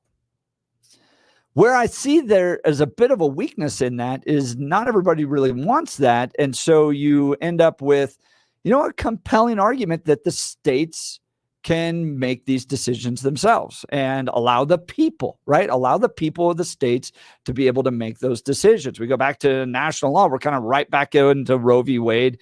And, all of a sudden, do the people of particular states and communities have the right to be able to make those decisions? Whereas on illegal immigration, everybody wants a stronger border, I think, at this point. And whether you're an independent, moderate, even Democrats are kind of going, all right, we need to address this. Joe Biden is looking at ways to try to stop some of the influx of asylum seekers. And so in one case, you have an issue that, the president can do something about, but you have a number of people that are like, we kind of want this to be a state's issue, versus an immigration topic where the president can have much more sway. And I think a majority of the people want the president to step in and make a difference. So that's where I think immigration could be a better issue for Republicans than abortion for Democrats. Yeah. See, and I, oddly enough, as a surprise, I'm on the other side. I think abortion can be a stronger issue. And we had a caller, Theo, that unfortunately dropped off on his cell phone. If he'd give us a call back, I'd love to hear from you, Theo, because he had a really interesting point about the delineation, abortion, immigration, and agrees much more with you than me on this one. And the reason I believe that abortion can be more resonant is because it is a more personal and longer reaching subject for 50% of the electorate, the women's. And the feeling, from what I've been reading, is that women aren't necessarily pro-abortion, but they are pro-letting me make the choice. Mm-hmm. And even the women that are pro-life have expressed, not universally, some have expressed that I am not in favor of abortion, but if someone I know, someone in my family, one of my kids or grandkids, if they need this for whatever the circumstance could be, I want them to be able to have access to it and make it safe. And by outlawing it or severely restricting it, they don't have that. And that's where I see the weakness in the immigration argument is we do have lots and lots of immigrants at this point, but I don't believe that it ends up being that generational question.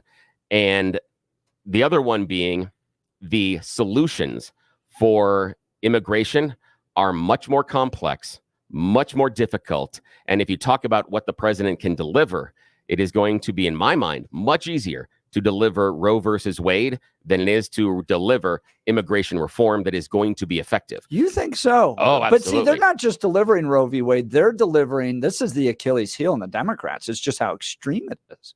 What do you mean by that? Totally unrestricted abortion. Totally unrestricted abortion. That's You're not looking at late-term, pain-capable children. There are some issues there. One, I mean, things like partial birth abortion, etc., have been outlawed. So it's not the idea that we can abort anybody in any way and any That's time. a particular. I understand, but the idea is the Democrats have acquiesced to that based on restrictions. And the idea, though, is given the number of abortions and people, and this is kind of the conversation that we have, is that I believe that on the conservative side of the aisle, the premise is these women are a bunch of whores and they need to stop whoring. And the way to do that is to not let them have the abortions. And that's the messaging from conservatives. Yeah, all the time. And this is the reason why, is when they begin to advocate for abortion, they make wonderful things about caring for the baby and worrying about the life. But the way they describe the mother is she's a slut and a whore. She needs to keep. Never heard that. We talk about, there was just a guy last week, and I forgot again what program I was listening to, but he was a national advocate, and he talked about, well, these women are going out and they're going to sleep with people in bars, and they're going to get pregnant, and they're going to do this for convenience, so they can continue to go out into the bars and to sleep with the people that they want, so they don't have to take responsibility for their behavior and their lifestyle choices. You're being a whore. That's what that argument is. And over again, we talk about the welfare mothers that are staying home and they're just going to pump out the babies. So they have all these government checks. And so that's why that's the issue is that that's the issue. I mean, look, what I'm saying is how the conservatives describe the women who are making these choices is detrimental to your message. Stop calling them whores. I don't see that, but I will tell you that, I think the issue has an Achilles heel, and Trump's tapping into it. That you want to talk about extreme, late-term, pain-capable children. We're going to put into federal law that type of activity is allowed in this country.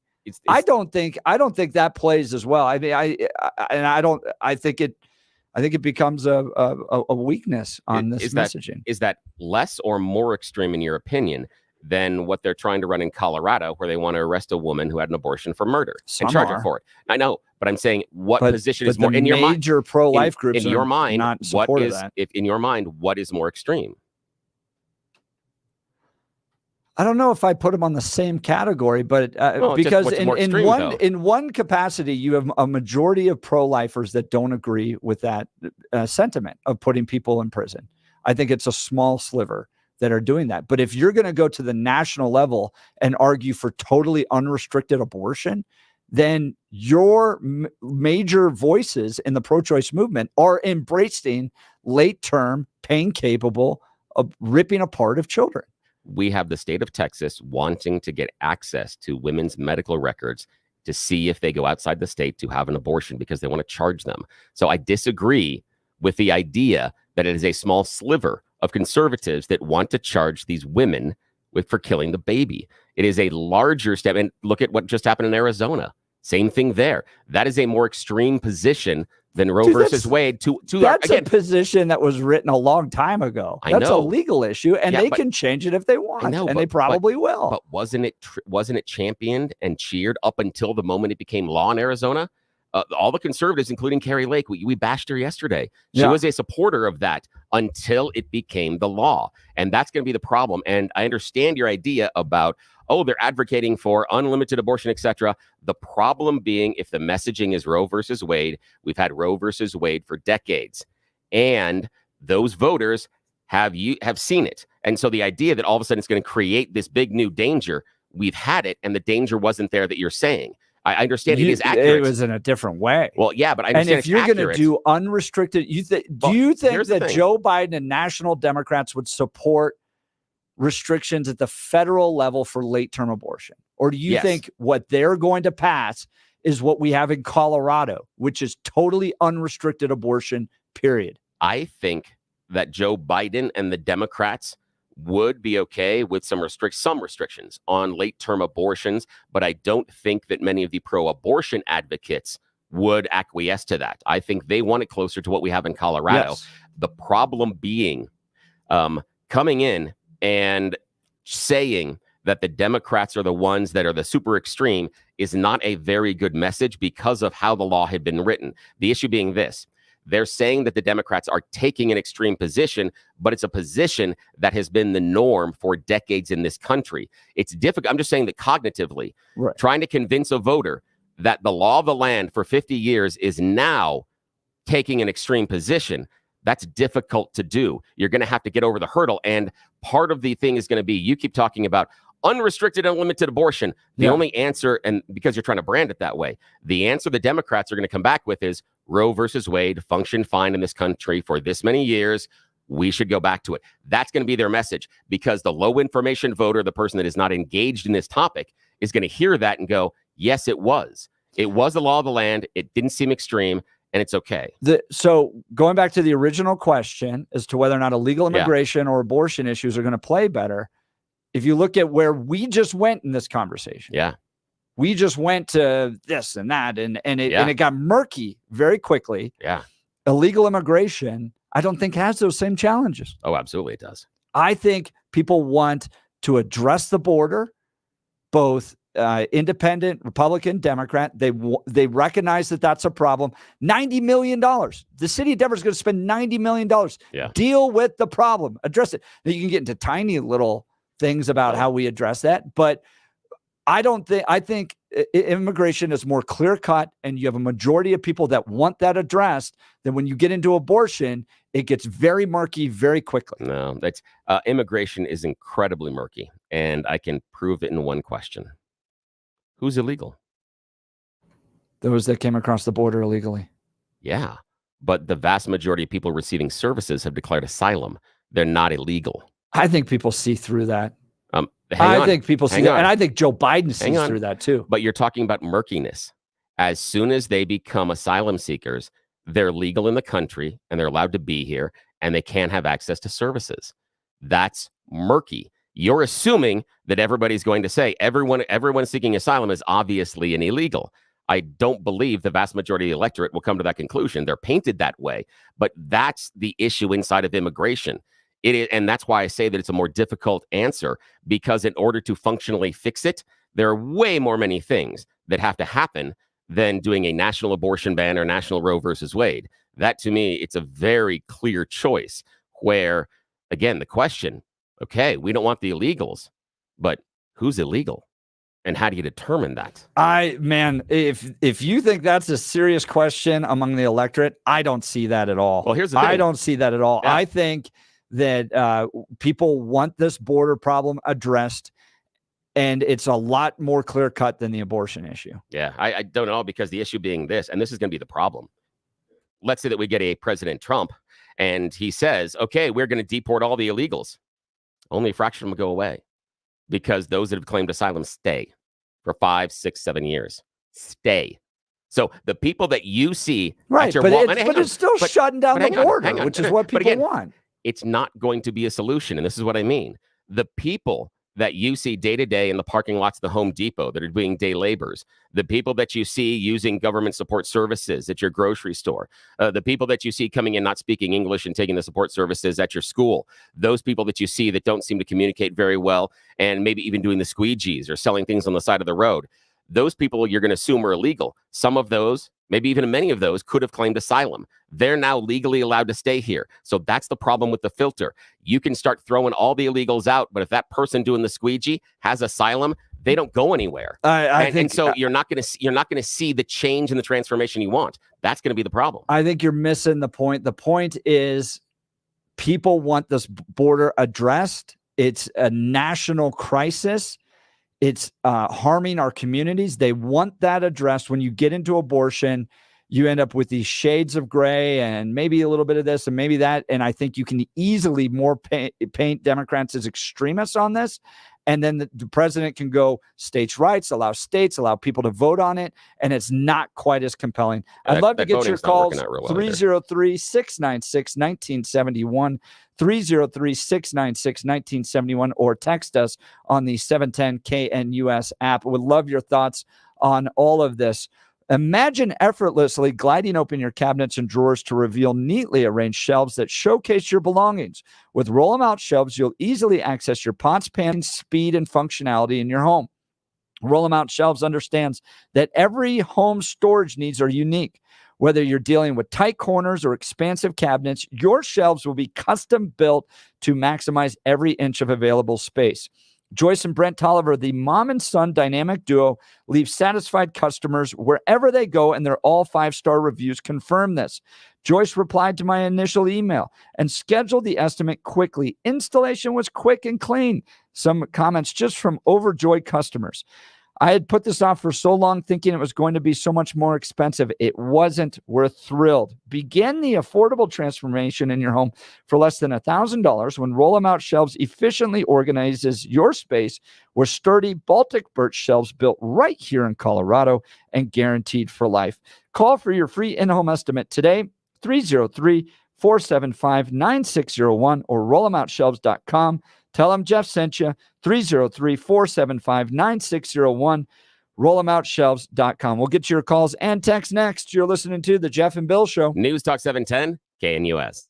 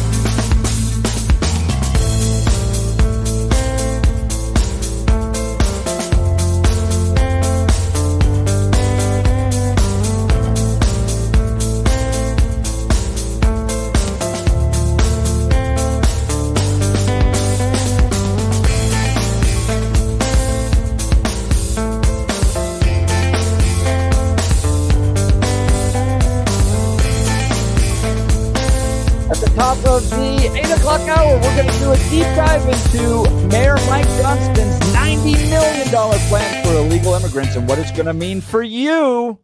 You're listening to The Jeff and Bill Show. News Talk 710 KNUS.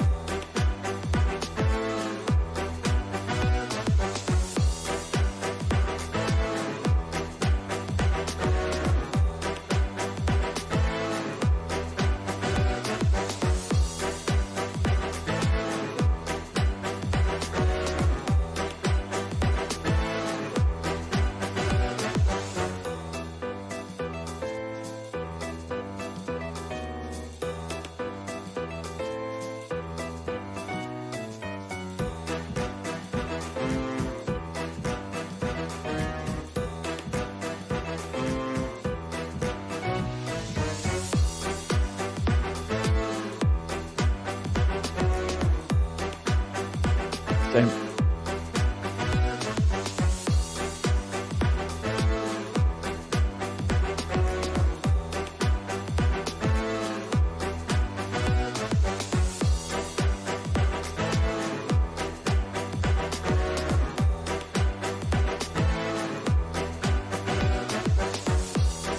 Eight a.m. in the Mile High City. Good morning, Denver. You've tuned into the Jeff and Bill Show on 710 KNUS. I'm your co-host, Jeff Hunt, along with Bill Thorpe, bringing you the freshest insights and hottest takes from the right, left, center, and loony. Another beautiful day in the greatest city in Denver, and we're gearing up for a whole hour of engaging discussions, critical analysis, and most importantly, your calls and texts, because this is where Denver's voice is heard loud and clear. So grab your coffee, Denver, and let's dive into the issues that matter most to you right here, right now. Let's check in on the news with Blake Olson. Good morning, Blake. Good morning, Jeff. 36 and sunny in Denver, expecting highs in the lower 60s today. The 7-10 5-day forecast is coming up. Our top story, babies and borders. The southern border is wide open, and it's almost like this administration wants us to be invaded. Christopher Wray, the head of the FBI, will warn Congress today of possible attacks in the U.S. inspired by recent events in Russia and the Middle East. But what is the FBI doing to the people in our country, chanting death to America in Dearborn, Michigan over the weekend? I'm sure you heard this. Okay, now we're resetting. 1 sec. You need to hear this. We won't go. Hey, Yeah, is that hey. it, or- I wish it was Death that. to America. This Yeah. is the worst country in death to America. Okay, Yeah. I'm almost got it. We got to get it up here. I've been delaying this for 4 days. Okay, here we go.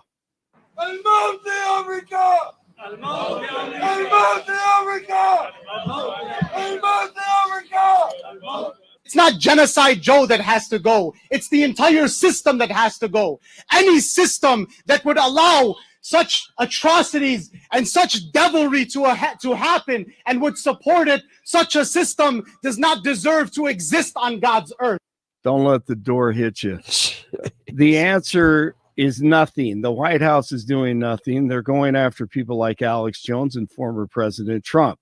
Now, Denver in Decay is dumping $90 million of your hard-earned taxpayer money into aid and shelter for illegal immigrants.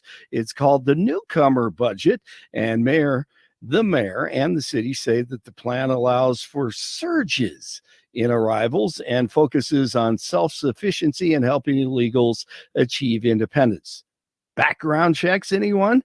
Now, babies. A lot of conservatives agree with former President Trump. Don't allow the left to draw you into the abortion debate. The Colorado March for Life, though, is tomorrow morning. That'll be fun at 10 o'clock at the state capitol. Jeannie Mancini on with Jeff and Bill last hour. I think it couldn't come at a more important time, right? Like, our culture is just so confused about the inherent dignity of every human person and the moms and the babies, etc. No doubt. Go to marchforlife.org/Colorado for more information. Governor Polis wants to know why Xcel Energy cut off power to 55,000 people ahead of the windstorm last weekend. People know the power is going to be lost. There's got to be that communication. This took too many people by surprise, not only with the power going off, but also with no way of finding out very inaccurate information on the Xcel website. When will my power be restored? Okay, we'll see what happens in the future if another windstorm comes and Xcel is prepared for that. An arrest warrant has been issued for the 17-year-old driver accused of causing the deadly rollover crash a couple of weeks ago on 225. 5 teenagers ejected from the vehicle. One 15-year-old girl died. The vehicle was stolen. 21-year-old Dallas LeBeau, a skier, attempted to jump Berthoud Pass, a 40-foot jump, but did not reach the other side, and he died. Ironically, his birthday was on the same day as Evel Knievel. Details expected soon on the forecaster caught in the avalanche. He works for the state's Avalanche Information Center and was doing field work Monday when he was partially buried. Thankfully, he did survive. All right, it's 31 in Littleton, 33 in Brighton, 36 in Denver. DU taking on Boston University today in the first game of the Frozen Four. The Nuggets over the T-Wolves, 116-107. Rockies lose another to Arizona. They're at Toronto tomorrow night to start a new series, and it's the first round of the Masters at Augusta today. And we'll see how Tiger Woods does. Thursday, Jeff and Bill continue. Blake Olson, News Talk 710, KNUS. The 710 5-day forecast, sunny to partly sunny skies. Temperatures are going to be on the way up today and going up even more through the weekend. Enjoy some beautiful spring weather here in Denver. We're going to be low to mid-60s today, 30s and 40s tonight, mid to upper 70s Friday, 70s Saturday, mid to upper 70s Sunday. Through Sunday, likely dry. Could be looking at some showers, maybe some thunderstorms developing by Monday and Tuesday. Meteorologist Don Day on 710 KNUS.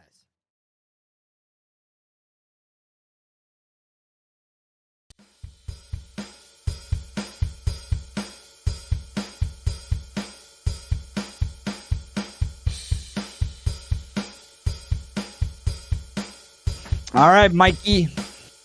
Mike Johnston yesterday, the mayor of Denver, came out with a new plan to help illegal immigrants in the city of Denver, originally believing that you cost was going to be $180 million to serve illegal immigrants. He's now cut it to 90. But what I found fascinating was the plan in itself. So I sat and listened to all 50 minutes of the press conference. That's stupid. And I never get that time back. I appreciate think it. What struck me most was the breadth and the size of the services being provided. Yeah. And I just went, that's what our city is spending their time doing, and their energy and their money. And I shared with those around me about it, and they asked, like, are there similar services being provided to single mothers? Those that are struggling? So I want to walk you through the breadth and the size of the administration for illegal immigrants in the city of Denver. And Mike Johnston even claims that they're doing more than any other city in the nation to serve illegal immigrants. So let's walk through it at the beginning. Mike Johnston begins with kind of hearkening back to the fact that immigration has been part of our founding. There is a cycle that's been happening for hundreds of years in America. People live in a home country that denies them fundamental rights and opportunities. And so after struggle or persecution or violence, they turn their eyes to that beacon of freedom we call America. All right, calling us to the idea that this has been part of our history. And at certain points, we've had big influxes of immigrants, and he's not wrong about that. Polish immigrants, Irish immigrants, German immigrants have come in kind of in large numbers, not anywhere near the amount that we have coming into our country now, but he's trying to lay the groundwork on it. He continues about the importance of integrating illegal immigrants into the workforce. And that's when we realized this problem was just an opportunity to solve another problem. In Denver, we are undertaking our own great enterprise to be the most dynamic, most equitable, and most affordable city in the country. But this booming economy faces a real challenge. We need workers to make this great machine fly. We need to build 3 times more housing units than we've ever built before to keep this city affordable. We need healthcare workers to serve our aging parents. We need teachers to support our growing children. We need chefs to support our thriving restaurants. We need entrepreneurs and engineers and data scientists who will make the vibrant spaces where Denverites want to gather and tourists want to visit. So his vision, his plan is we are going to pair illegal immigrant workers with all the needs that these businesses have. So the first question I have is, shouldn't we be giving those jobs to Americans first? Shouldn't it be that be the top priority? If we have all these job openings and all these opportunities and this big demand, I'd love to see Americans get those jobs first. Maybe there's so much demand that Americans aren't willing to take those jobs, so illegal immigrants are going to come in. But then I'm guessing we're not going to pay them the same we would pay an American worker. So are we building our city then on like cheap labor? But isn't that good that we're paying them less? Because, I don't think so. Well, I hear it should go to Americans. Well, first. The thing is that I hear the argument all the time that the higher minimum wage and that is awful and horrible. So honestly, you should be trumpeting it. No, you should be trumpeting the fact that this is cheap. This is cheap labor. The critique is right. Government mandated wages, not the idea of the fact that Americans are getting paid more. Oh no, that is the critique. issue. We don't want everybody to get paid more. We just want the people up at the top to get paid more. That's really what we want, because that's what the fundamental process and laws that we pass are. So the idea, though, is that the same people that complain about a higher minimum wage, which would pay people more in the city, complain about the cheap labor from the immigrants. Make up your mind. Just tell me which one you want, and we can talk about it. No, you're splicing and going in two different directions. Yeah, Let me ask you this question. Let me ask you this question. Do you think that those jobs should go to Americans first? I think Americans have the opportunity to get them first. I see nothing indicated by Mike Johnston that says these are only immigrant jobs. I see nothing in the program. And so if an American wants to apply for that job, I'm assuming they have that opportunity right now. But haven't we heard? But we're not going to pay. Why would they give those jobs to Americans first if they could get these, and you're going to get later into this, unpaid interns. Yeah. For illegal immigrants. But again, the conservative side needs to make up their mind on this. Is it good that we can pay people whatever we want or even do it unpaid, or is it better to mandate a wage? No, it's never better to mandate a wage. Okay, then stop complaining about the fact that they're doing unpaid internships. It's a bonus. That's a positive. Based on your premise that's a positive. The critique on conservative minimum wage has to do with government mandated wages. Yeah. Not the idea that we should hire Americans first. But this is free. This is no wages. This leans into everything you need and want. Free labor. There we go. Unpaid internships, free labor. This is good. Don't complain about it. Conservatives have never made that argument. No. Yeah, they have. No, they haven't. Okay. That there should be slave labor? No, the conservative argument is there should be no minimum wage so that the employer and the employee can decide. Work it out. Yep. Right. And this group of employees is saying, I'm going to work for free. Don't complain about it. Enjoy it. Embrace it. Stop complaining about it. You got free labor, not slave labor, free. Stop complaining. This should be a positive for most conservatives, but no. No, it shouldn't be. Yes, no, it not is. if conservatives want to put America first. Yes, it is. If the Americans wanted the jobs, they could go get them. But we're offering them. How are they going to get these jobs? How are they going to compete if they're going to compete against free labor? That's weird because that's the same argument you have with minimum wage. No, it's not. Yeah, it is. You're conflating two different things. No, the argument being that if someone has the ability to come into the job and afford or have the ability to work for much less than someone else, they should be allowed to do that. So if I am a trust fund kid and I have the ability to walk in and take a job for free, I should be able to do that. That is the argument. That is it. Because now we're not getting the government around. One big component of this. Legal U.S. citizen versus illegal U.S. citizen. Again, you're using illegal pejoratively because involved in this, Mike Johnston talks about them applying for asylum. As soon as they apply for asylum, they're temporarily legal. And that's the issue I've got. They figured out this scheme that you could show up to the border, go, I'm claiming asylum, and we'll get around to it in 7 years. Meanwhile, Mike Johnston's going to provide $90 million of services to you so that you can get embedded into the community, take jobs from Americans, and have money from taxpayers used to fund that lifestyle. I agree that the asylum process is broken, but no one wants to deal with it. No one wants to address it. So this is the asylum process we have. And it is pejorative to assume because of the asylum process that all these people are illegal, because when they declare asylum, they become temporary citizens. And that's the problem. And that comes back to my problem with the messaging on immigration. Who's illegal? Because what we hear from Mike Johnston is we're helping all the illegals. But if they apply for asylum, they're temporarily legal. They're no longer illegal, but we are still going to call them. I know it is, but fix the stupid loophole. Neither side. I'm serious. I'm pissed about this because neither side wants to address it. They just want to use it as a cudgel to hit everybody else. They want to turn around and go, all the people coming across the border are illegal.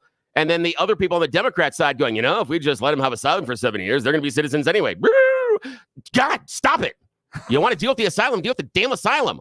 But stop playing these games. Here's Mike Johnston getting into a little fluff. Because in Denver, we believe the way to solve these problems is not by turning our back on our American values, but by turning to our American values. So he's laid out the groundwork of what he wants to do. All right. We don't turn our back on American values. We turn towards American values. We are a beacon of freedom for all people to be able to come to America. We're going to pair illegal immigrants with those that need labor so we can build and develop the city into the great city that it's going to become. That's his overarching vision of what he's doing, why he's doing it, and the way he's going to adjust Denver to the realities that it's facing. All right, so here's the actual plan. Today, we'll announce the Denver Asylum Seeker Program, which will give us a chance to better serve migrants and avoid cuts to core public services and stabilize the city budget. And as a result of that, we only need to propose today a package of $45 million in cuts to help meet the remaining budget need for the city. That means some very exciting things for the city. It means that all rec centers will be fully open before the summer. It means all of our parks and rec programming will be restored for the summer and the fall. For city employees, it means no more layoffs, no furloughs, and it means that the seasonal staff who experienced reduced hours will all be offered the chance to return. All right. So I've sat on enough board meetings to listen to people spew and spin in order to look good. And that's exactly what Mike Johnston did right there. Okay. It all sounds really good. We're going to get back to no furloughs for seasonal employees. By the way, did you know we're not going to have any cuts to rec center hours, all that stuff? And if you had an independent take on it, you'd go, that's the basic job of a mayor to begin with. You're out there trumpeting what should be pretty standard. At least in the city of Aurora, it is. We're not going to cut hours on your rec center. Well, congratulations, Mike Johnston. Way to pat yourself on the back. By the way, this is why nobody puts me on boards anymore, because I just see right through it. And I go, you're up here presenting, sounding really good about the program you're going to build. But a lot of it is just returning what should have been basic services right back to the people of Denver already. He continues on jobs. Stood up an unprecedented effort to put newcomers through work authorization clinics. We put almost 1,500 people through work authorization in the month of March alone, a larger effort than we have seen anyplace else in the country. That meant that folks were exiting with work authorization in hand, with an apartment to move to, and a successful place to go. Work authorization. So they're training illegal immigrants to be able to work in America. And they get into it in further detail. English as a second language skills, tech skills, financial skills, basic trades, even CPR, all that stuff that they're going to provide for illegal immigrants in this country. And I just went, that's the role that our mayor plays? He's taking all of this on. They're training thousands of illegal immigrants to work in this country. The mayor of Denver has built this program to train thousands of illegal immigrants in Colorado. He continues. We're presenting what we're calling the Denver Asylum Seeker Program. Well, that will allow us to do is to serve these folks who are arriving now overwhelmingly who are asylum seekers. What we will help them do are four things. One is we will help them affirmatively apply for asylum. This is an incredibly cumbersome process. It can take up to 20 hours of legal work per application. That's why many cities don't do it. The benefit of filing the application is once you file proactively for asylum, within 180 days, you can get access to work authorization. This is our path to help these folks get to legal work. In the same way we help people with temporary protective status or CBP-1 status get there previously. But to do that, they need 6 months. So what we are establishing through the Asylum Seeker Program is a program that will help folks apply for asylum. We will connect them to apartments where they can live and support themselves. We'll connect them to food assistance. And over the course of that 6 months, we will connect them to a program we are launching called Work Ready Denver, which will be led by our Department of Economic Development and which will offer asylum seekers the opportunity to get job training and skills. That can mean everything from English language services to financial literacy to newcomer integration and support, as well as the opportunity to connect to industries that they want to enter, to get certificates in those industries if they're applicable, and to have on-the-job training opportunities that are unpaid. So that when those 6 months pass, they can get their work authorization, they have certification, they have training, they have preparation, and they can enter the industries in this city that have openings they so deeply want to fill to drive the economy they want to help us support. That is a massive program. Yeah, it is. That is Mayor Mike Johnston laying out $90 million of spending on asylum seekers, illegal immigrants coming to the city of Denver. And I shared that with some family members that grew up in single family homes where mom was a waitress and they spent their evening rolling coins to put into and drop off at the bank. And when I shared that system, the breadth of that system created by the city of Denver for illegal immigrants, their jaws about hit the floor. Let's walk through it. We're going to provide 20 hours of legal service for them to apply for asylum. 20 hours of legal. Have you ever had a lawyer? You call them in 15-minute increments because the price is so much.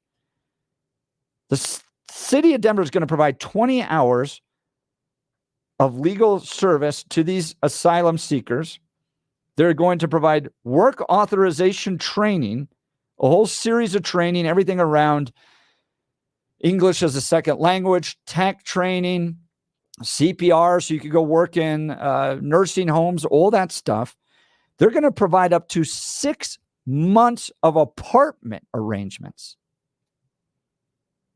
6 months of apartment arrangements for you. And then, we'll get into this later, a debit card so you can buy food and personal items for your family. This is where I think America First has really powerful message. When they do this stuff, when Democrat leaders build this type of system, and you have single moms working jobs, scraping by, trying to figure out how to make it all work, and Republicans come in and go, no, we're going to put Americans first. I think people go, yeah, I'd really like a program that puts Americans first. Yeah, but the theory inside of that is, why are they getting all the free stuff, and where's my free stuff? Republicans aren't coming but Republicans aren't coming to the table with free stuff. So I understand the message of, hey, we're going to put America first. Yeah. But if this single mother is talking about, well, I'm not getting support with rent, I'm not getting support with this, I'm not getting support with that, Republicans aren't going to offer that. So you're going to end up failing their request eventually, unless you want to say those things that Mike Johnston is doing are great support systems for Americans, and we should lean into them. But I don't hear that from the Republican side of the aisle. So I question the idea of the commitment to America first. Fair question. But I think a lot of people are going to look at that and go, that's what Democrats do when they are in power? That's what they get? They spend $90 million, which is 5% of the city's budget, to build that system, and I can barely get by. So, yeah, you can critique conservatives and go, well, they're not going to build as big enough infrastructure as the Democrats are. But when you put Democrats in power, that's what they build. That's where they put their money. All right, we've got a whole host of calls. I want to get into more of this, but let's grab some of these calls. Frank in Evergreen. Frank, you're on the Jeff and Bill Show, News Talk 710 KNUS. Good morning, Frank. Morning. Hey, good morning. Hey, Johnson and Billy, you're both full of malarkey. This is so much Mickey Mouse, I can't even believe it. My grandfather came here, my Irish grandfather, who the British or the English tried to kill dozens of times. They couldn't do it. When he came here the first time, they sent him back because he had varicose veins. Second time he got back, and he was and he joined the army and went to war in World War I to become a citizen. This is so much Mickey Mouse, people walking around. And there's only, the world's got about 9 billion people in it. About 6 billion of those people are downtrodden and not, and they could all apply for asylum. So let's let them all in. Why are we stopping anybody? Come on, guys. Got to be fair is fair. What do you mean by fair is fair? I don't understand. Are you advocating for everybody to come in? I don't understand. Help me understand your position. I'm supporting your position, Billy. Your position is we got to let them all in. And that's not my position, but that's okay. Don't let that stop you. Keep mischaracterizing what I said. That's okay. Keep going. Well, what did you say then? You said I said we needed to fix the asylum process, which is oddly enough what you were talking about earlier. So we are closer on this than you think, but that's okay. Frank, I got a question for you. You're listening to this program built. You have family members. I have family members too. There's a famous story within my family of a grandfather who came from the Netherlands, showed up. So he finds a job in the dairy fields, goes back, grabs his fiance. They get married on the boat on the way over. They show up with one cigar in their pocket. One cigar in their pocket. They both smoke it together and go, everything we build from here on out is just the two of us. and they built a great family. I think they had like 12 kids, became very successful dairymen. But there was this notion that America was the land of opportunity, that if I just got there, these great opportunities would be created for me. When I listen to Mike Johnston and I see the breadth of this program, asylum clinics, apartment housing up to 6 months, food assistance, unpaid internships, shelter operations, $90 million. Those are taxpayer dollars. It seems like almost like a slap in the face to all of those that showed up with one cigar in their pocket and made it work. He's full of malarkey. I'm sorry, he is. And anybody who votes for him is a zombie. And I'm trying to figure out why Billy ever left the Democratic Party, because Billy, you're dead on progressive Democrat. Yeah, here's the thing. Leave? Here's the thing. I know, Frank, that when you call, it's all about assumptions and things about me. I've never been a Democrat, my friend. No, I'm asking you a question. No, I know you. I know your premise was I want to ask Bill why he left the Democrat Party. I have never been a Democrat. Never been part of the party. Never. I have been a party member of the Republican Party, and I left the Republican Party over 20 years ago. I have been unaffiliated for 2 decades. So that's it. Reason for leaving the Republicans? That is irrelevant to the question right now and what we're discussing. It would take us in a direction that we don't need to, because it is not related to immigration. I can address that at a different time. Why I left. I can tell you why I left. I understand, but I'm not curious why you left, because it takes us away from the conversation. It's an avenue that I can discuss with you, but it takes us away from the conversation we're having right now. So I can address that later, but just not right now, with respect. Appreciate the call. Frank from Evergreen. His line will be open 303-696-1971, 303-696-1971. I'd love to just hear how you feel about this. Many of us have family members that came through as legal immigrants, worked hard, built opportunities for themselves in this country. And when you hear the breadth of this system, do you look at that and go, well, this is great. This is going to help people connect into our country and build good lives? Or do you go $90 million of taxpayer services, 6 months of apartment housing, asylum clinics, 20 hours of legal service, food assistance, work-ready programs so you can become unpaid interns? Do you look at that and go, what is the city of Denver doing with their time, their money, and their resources? This is the land of opportunity. If you want to make it, you got to make it yourself. Let's go to Hugo in Centennial. Hugo, you're on the Jeff and Bill Show, News Talk 710 KNUS. Good morning, Hugo. Hello, guys. This is driving me nuts.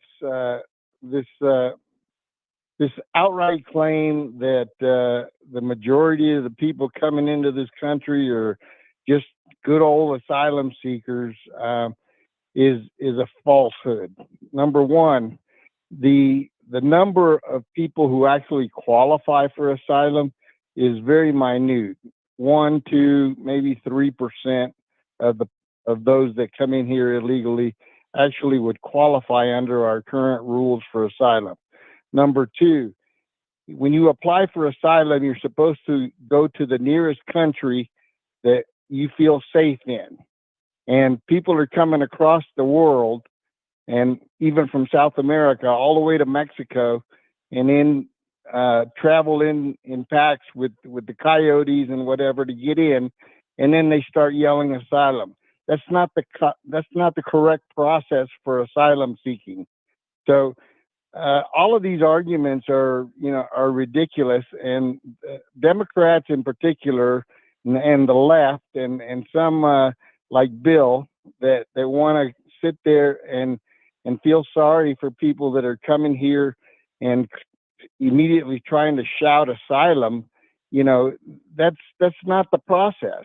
So we need to get to the right discussion here. Asylum seeking is a process, and Bill, no, our asylum system is not broken. Yeah, our asylum system is just fine. No, it isn't. It's just that it's not enforced. No, it isn't. You yourself complained a minute ago that the 99% of the asylum seekers never ever qualified for it. So that would have to be a broken system. The fact that they're in the country and doing it, that would have to be broken. If they don't fall into the rules. How long does it take to adjudicate whether or not they're asylum seekers? How long does it take to get through the process? The average is the average. Yeah, no, it isn't, because that's an average of 4 to 6 years. And the problem being, if they are here and they're not, so hang on, what? Hugo, if they're in hang a on. safe country, they're not in danger, are they? Well, that would be an argument for asylum and bringing them into our country. And again, part of your conversation there a minute ago was you added a qualifier for the asylum seeker being the first country they felt safe in. And they could easily, tongue in cheek, either being truthful or not, say America is that first country. I agree with you on the rules about it's yes, they called can. Geography, Bill. It's called geography. I'm talking. If you live in Poland and you're in danger of your life or health or whatever, you go to the nearest country. I understand that, but your statement was go to the nearest country you feel safe in. That was your statement. I'm working off of your statement, sir. And if they say the first country is here, the first country is here. Also, the largest segment of our immigrants that come into the country come in. Hang on a sec. Come in at the port of entry. That's where most of these asylum seekers. There is a segment that also it comes through illegally over the border, and a segment that also overstays visas. The largest segment in that pie, not as a total, but the segment that is largest are the people that are declaring the asylum at our ports of entry. The asylum system, yes, that is true. The asylum system is broken, and no, that is true. You can go look at it. Okay, that's fine. We can sit there. No, yes, no, yes. Also, the asylum statistics show that right around somewhere between 25 to 39%, depending on the decade and years, of people that claim asylum actually do get legal asylum claims. So the idea that it's only 1% is not backed up by the numbers. But thanks for the call. Hugo, thanks so much for the call. I appreciate it. Give us a call. Hugo's line's open, 303-696-1971. Mayor Mike Johnston introducing a $90 million plan to serve illegal immigrants in the city of Denver. We'll continue detailing this in just a second. Hey, folks, it's Jeff Hunt on behalf of the Colorado Farm Bureau. Whether you pulled out your skis or snowmobiles this last winter, it was a great year for winter fun, but the snow means even more to Colorado agriculture. And I want you to know that our state's farmers and ranchers are doing their part to protect our future water resources. The people of Colorado agriculture continue improving the efficiency of their irrigation systems and adopting farming practices that help crops use less water to grow.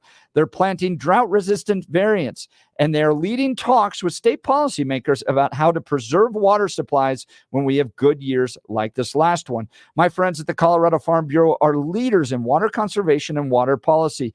They understand how to balance water for crops and water for families, and they're doing more with less. You can do your part.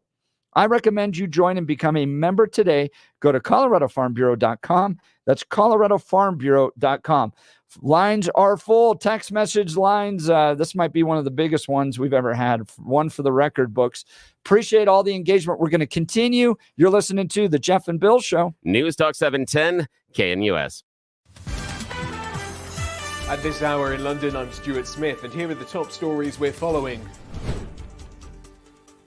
Iran is primed to launch significant missile or drone strikes against the Israeli government and military facilities, according to President Biden. But he says the US will do whatever it can to protect its ally in the Middle East, calling that guarantee ironclad. Israel says it's willing to fire back at Iranian soil if hit. Iran's supreme leader is seeking revenge for an Israeli airstrike that killed senior Iranian commanders at a consulate in Syria last week. The concentration of 6 so-called forever chemicals will be monitored and limited in public drinking water at the national level for the first time. The Environmental Protection Agency says the move will protect hundreds of millions of Americans from various health complications linked to PFAS compounds, which break down incredibly slowly in the natural environment. They come from food packaging, dental floss, and fire extinguishing foam. An estimated 6 to 10% of public drinking water systems will have to take action to meet the new standard, according to EPA estimates. But water agencies will have 5 years to monitor and then put systems in place to remove the chemicals. And that's what you need to know at this hour. I'm Stuart Smith in London on Salem News Channel.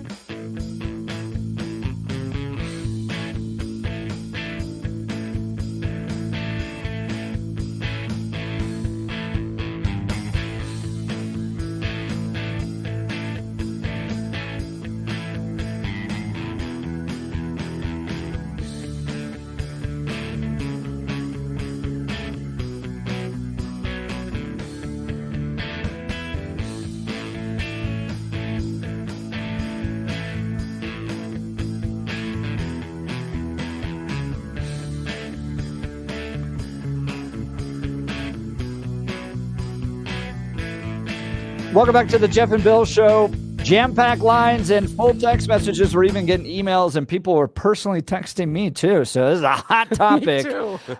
Mayor Mike Johnston of Denver came out with a plan yesterday, $90 million plan to serve illegal immigrants. It includes everything from about 20 hours of legal services so that you can get asylum to 6 months of housing, a debit card for food and personal items that you might need.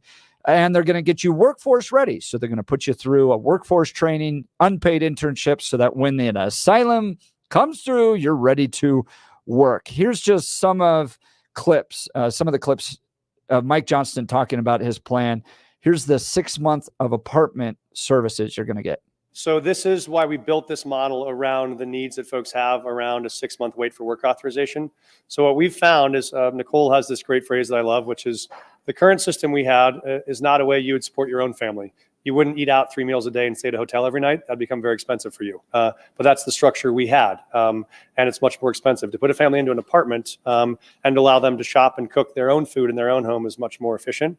So we'll work with nonprofit partners, and we will provide up to 6 months of rental support and food assistance that would allow them to be able to cover room and board while they're waiting for that work authorization, and to participate in the workforce training program the same way you would if you were a student enrolled in a college program or a student enrolled in a workforce training program. So we cover those base needs, allows them to get training, and then get prepared for work when they are authorized.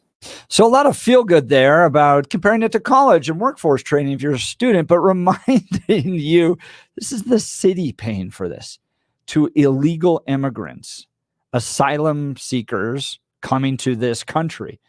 Text message here. We talked earlier about a waitress in our family that was a single mom, 3 kids. Kids at night were helping her roll the coins that she got for her tips so they could take them to the bank. Never offered a system like this. Never. 6 months of apartment services, a debit card with cash and for food and resources put onto that, 20 hours of legal services for asylum seekers. So text message here. I think that most people, like the waitress, are barely making it, wouldn't necessarily want help from the government. Most of them are very proud people and want to do it on their own. Sister worked 3 jobs to support her and her child. They want to see the money go to America, like roads being fixed, better schools, better healthcare. Maybe that's why Republicans don't bring it up, because most people that are conservative want the government off their backs, and they're proud to do it themselves. Pardon me, Jeff. I hate to interrupt for a second. Got a little bit of breaking news. This is sad. O.J. Simpson reportedly has died. Oh, really? Yeah. So we're never going to find the real killers. Never. It's never going to happen. We're never going to be able to. I think we did. His end is his year. His years. Of investigating globally. Yeah. Right. We're never going to find them. I'm just again. Moment of silence for not finding the real killers. All right, that's it. Okay, continue. Sorry. O.J. Simpson. I wonder when he passed. Yeah, you're right. Breaking news. Probably not Fox. O.J. Simpson dead at 76. I shouldn't say that out loud. What did you say? I missed that. No, don't go. No, I'm not repeating it because that will get me in trouble. I'm not going to repeat it. You're smart. You learned in school. Well, I'm sorry. What was that, student Billy, that you just said? No. I asked a question related to the math problem. Exactly. Yeah, of course. Let's go to Francis in Golden. Francis, you're on the Jeff and Bill Show, News Talk 710 KNUS. Good morning, Francis. Hey, what's the word, you sexy nerds? Hey, how are you? Hey, I don't know. The weather's getting so good. I've ordered some golf clubs, and so I'm waiting to affirm my belief that it's equipment, not my swing, that's inhibiting my game. Oh, that's all. That's scientifically proven. That's yeah, absolutely. Oh yeah. If you spend more money, it'll definitely get better. Yeah. Hey, but this bugs the heck out of me because it's so. Look, here's the problem with the Mike Johnston view of the world. It's very addle-headed and well-intentioned, and it can be both things at the same time. But all he's doing here, and this is a similar problem to the homeless, is that you put out the bird feeder and you're going to get some birds. That's great. But you're also going to get squirrels, you're going to get raccoons, and you might even get a bear. And all we're doing is increasing the magnet power of drawing people in when you promise all of these free things that the average person never had and will never get. It's really just, it's got unintended consequences that people don't think about. And in particular, the really addle-headed, well-intentioned Democrats don't think about. That's what's going to happen here. And it just bugs me to no end. Francis, let me ask you, let me push back on the idea of unintended consequences. When you get into debates over food stamps, the EBT cards, that type of thing, liberals will look at the success of food stamps by how many people are on the program. Conservatives will look at the success of the program by how many people get off the program, right? It's meant to be a temporary measure to help you get back on your feet, but you've got to contribute yourself. You can't just become dependent on the government. In this case, I almost think that there's an intended consequence here. One, to draw people to the city of Denver, illegal immigrants to the city of Denver, but two, to make them dependent on the government. 6 months of apartment housing, legal services, food assistance, work-ready program. We got it all for you. You know, we're going to be here to provide all the needs for you. I don't know if it's as much unintended as you initially stated. You know, you make a good point. You really do, Jeff. I like to believe that it is unintended, and that, but because otherwise I'm getting into almost drifting into a kind of a conspiratorial realm where they're basically enabling people or getting them to become so dependent that they become effectively lifetime Democrat voters or something like that. I'm not sure that's the case with this particular population. I think that a lot of and I hate these euphemisms, the newcomers, what a euphemistic bunch of baloney. Yeah, that's right. But I don't like the idea that, or I think that these newcomers, I'm going to use the euphemism, they have a different kind of belief structure, family structure that I think may, in the long term, not make them permanent wards of the state and owing to the state forever to buy votes and things like that. I think that's kind of the I just don't want to drift into that. But you're not, I think your viewpoint is not wrong, Jeff. I think there could be people who do view this as an intended consequence. I just think they're probably wrong. I hope they're probably wrong. I want to hope the best for all sides. Francis, I appreciate it. Person. Francis from Golden, giving us a call while he's picking up his golf clubs. I like, yeah, good look at the golf clubs, man. And I think he's got a really good point about the unintended consequences, because I do believe his bird feeder analogy is very accurate, that because of the breadth of this program, you are going to get a lot of people that you don't necessarily want. And personally, and again, we keep going back to asylum. Personally, for me, one of the biggest issues I've got with this Johnston program is the legal help to get these people into the asylum system. And the reason I have an issue with that, you're in Colorado. Where do you think you were supposed to declare asylum? That should have been at the port of entry. So if you are an asylum seeker claiming it here, I'm going to throw the BS flag. I got a problem there. If Johnston would have said, those that have claimed asylum in this, now I can get closer to where he wants us to be. But the fact that he is going to take these people and give them the opportunity to lie about asylum for several years and be here and get the services, that bothers me. Again, I'm going to go back to my theme. Asylum system sucks. And until we fix it, we're not going to get any better. Ron and Patty, we're going to get to you all in just a second. Eliminate the stress and uncertainty of selling your home while still getting top dollar with Gay Ribble and the Empower Home team with Keller Williams Sell. Their Sell with Certainty program guarantees your home will sell without even having to list it, and at the same time getting you top dollar. Gay Ribble and the Empower Home team guarantees the sale, ensuring a seamless process, eliminating the stress while getting you the best price. Get paid twice with their Sell with Certainty program. Give Gay Ribble a call and the Empower Home team at 833-301 sold. Here's an unbeatable offer. Gay Ribble and the Empower Home team will sell your house for 100% of the asking price, or Gay will pay you the difference. It's an offer you simply cannot refuse. Get 100% of your asking price guaranteed with Gay Ribble and the Empower Home team. Reach out to my friends and realtors. Gay Ribble, call 833-301 sold, or go to gayhasthebuyers.com. That's GAYE hasthebuyers.com. Calls and texts next. You're listening to the Jeff and Bill Show. News Talk 710 KNUS.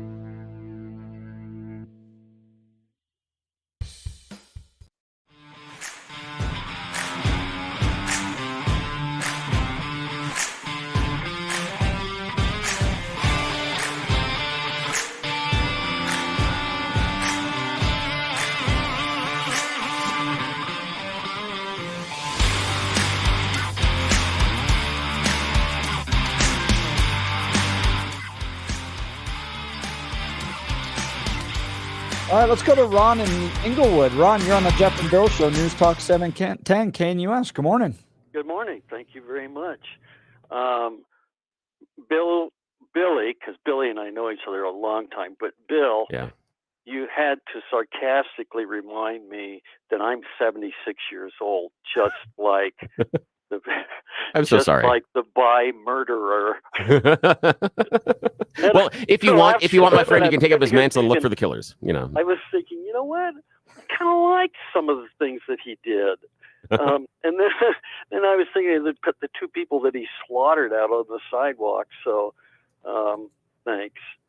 I believe when the Vietnamese came here, each family was given $10,000. Were those that worked with America? Like, were they working with the troops, or just any Vietnamese that came? I think it was anyone. Interesting. But if you go up and down Federal, those families lived together. They saved their money. They got into apartments. They saved their money. They started working. Then they bought houses. Then they started their restaurants. Ron, we're up against a break here. Stick around. We'll continue with you. You're listening to the Jeff and Bill Show. News Talk 710 KNUS.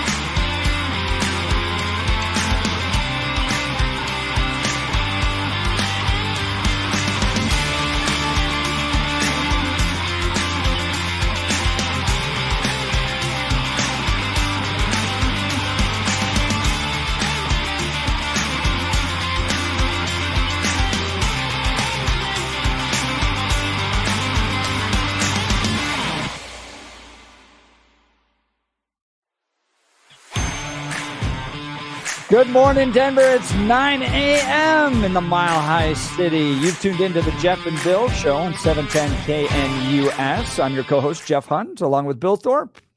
Yes, I'm the heathen that everybody hates.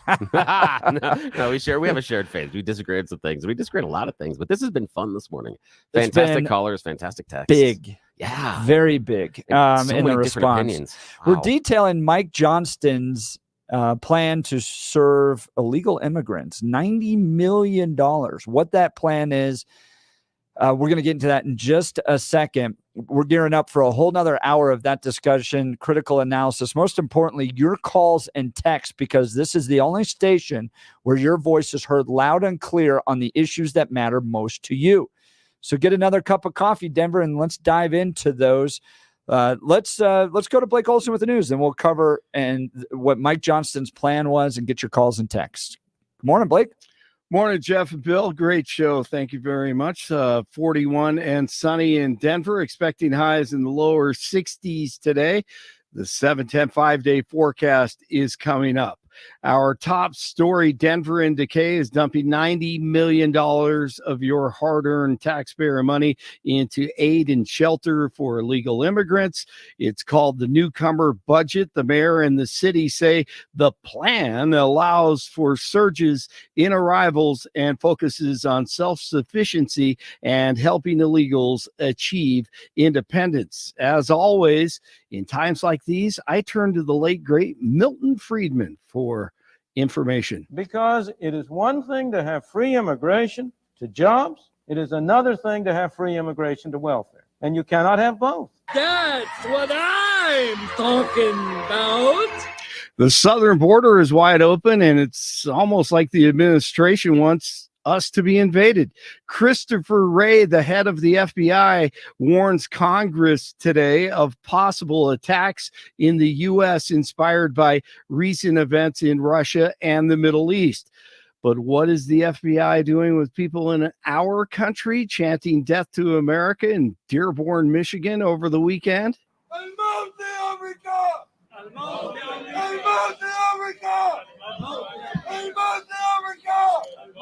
It's not Genocide Joe that has to go. It's the entire system that has to go. Any system that would allow such atrocities and such devilry to happen and would support it, such a system does not deserve to exist on God's earth.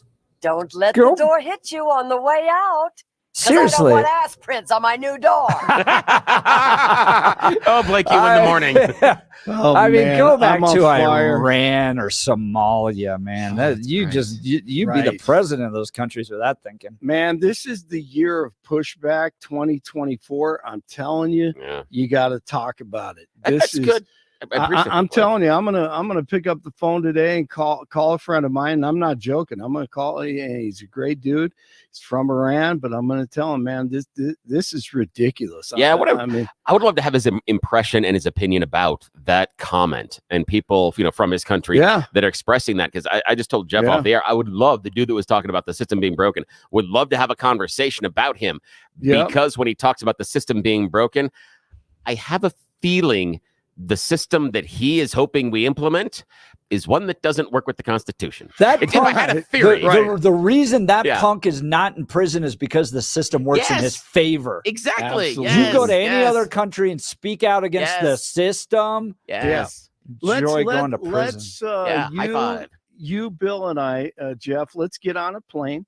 Let's fly to Iran or wherever we want to go in the Middle East, and we're going to set up a podium with a microphone, and we're going to say, you know what?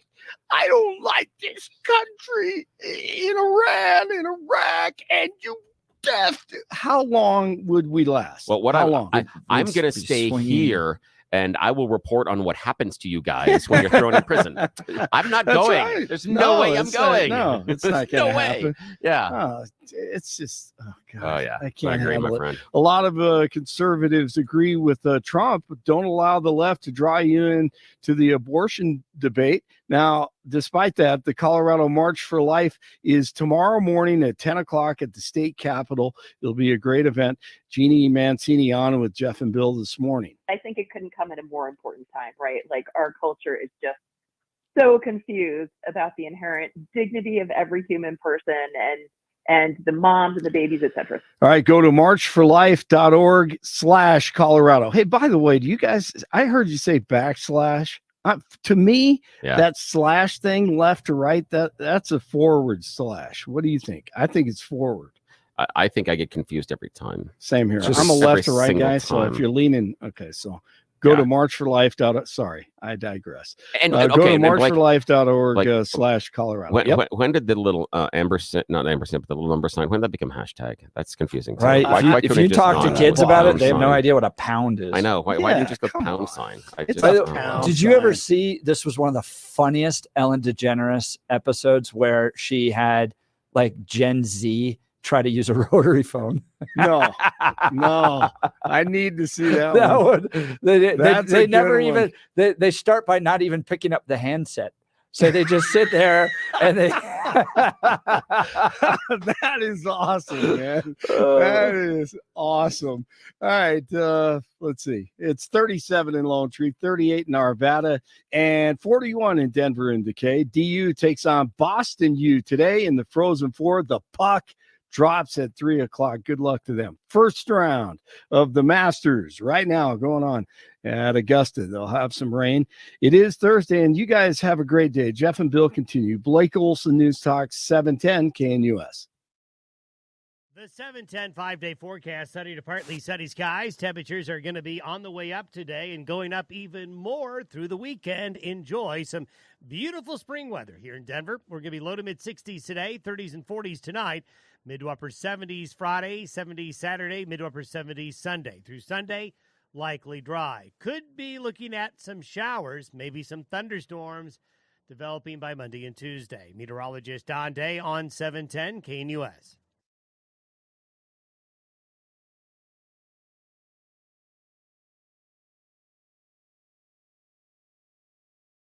All right. Yesterday, Mayor Mike Johnston coming out with a big plan to serve illegal immigrants in the city of Denver, spending $90 million to do it. Here is the plan. We're presenting what we're calling the Denver Asylum Seeker Program. Well, that will allow us to do is to serve these folks who are arriving now overwhelmingly who are asylum seekers. What we will help them do are four things. One is we will help them affirmatively apply for asylum. This is an incredibly cumbersome process. It can take up to 20 hours of legal work per application. That's why many cities don't do it. The benefit of filing the application is once you file proactively for asylum, within 180 days, you can get access to work authorization. This is our path to help these folks get to legal work. In the same way we help people with temporary protective status or CBP-1 status get there previously. But to do that, they need 6 months. So what we are establishing through the Asylum Seeker Program is a program that will help folks apply for asylum. We will connect them to apartments where they can live and support themselves. We'll connect them to food assistance. And over the course of that 6 months, we will connect them to a program we are launching called Work Ready Denver, which will be led by our Department of Economic Development and which will offer asylum seekers the opportunity to get job training and skills.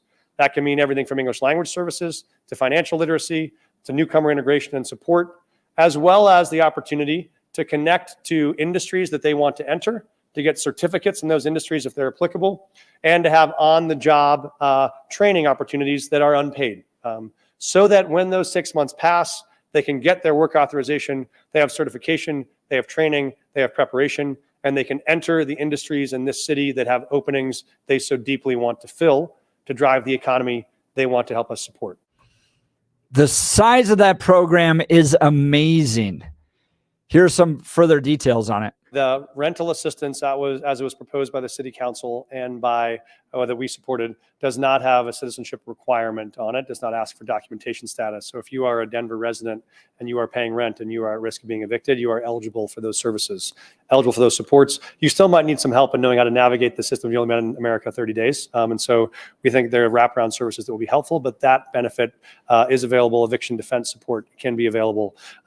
There are some federal benefits that are restricted, obviously, folks like SNAP or TANF and others. Restricted to citizens. The nonprofits that are running food pantries and others in the city we found have really stepped up to help.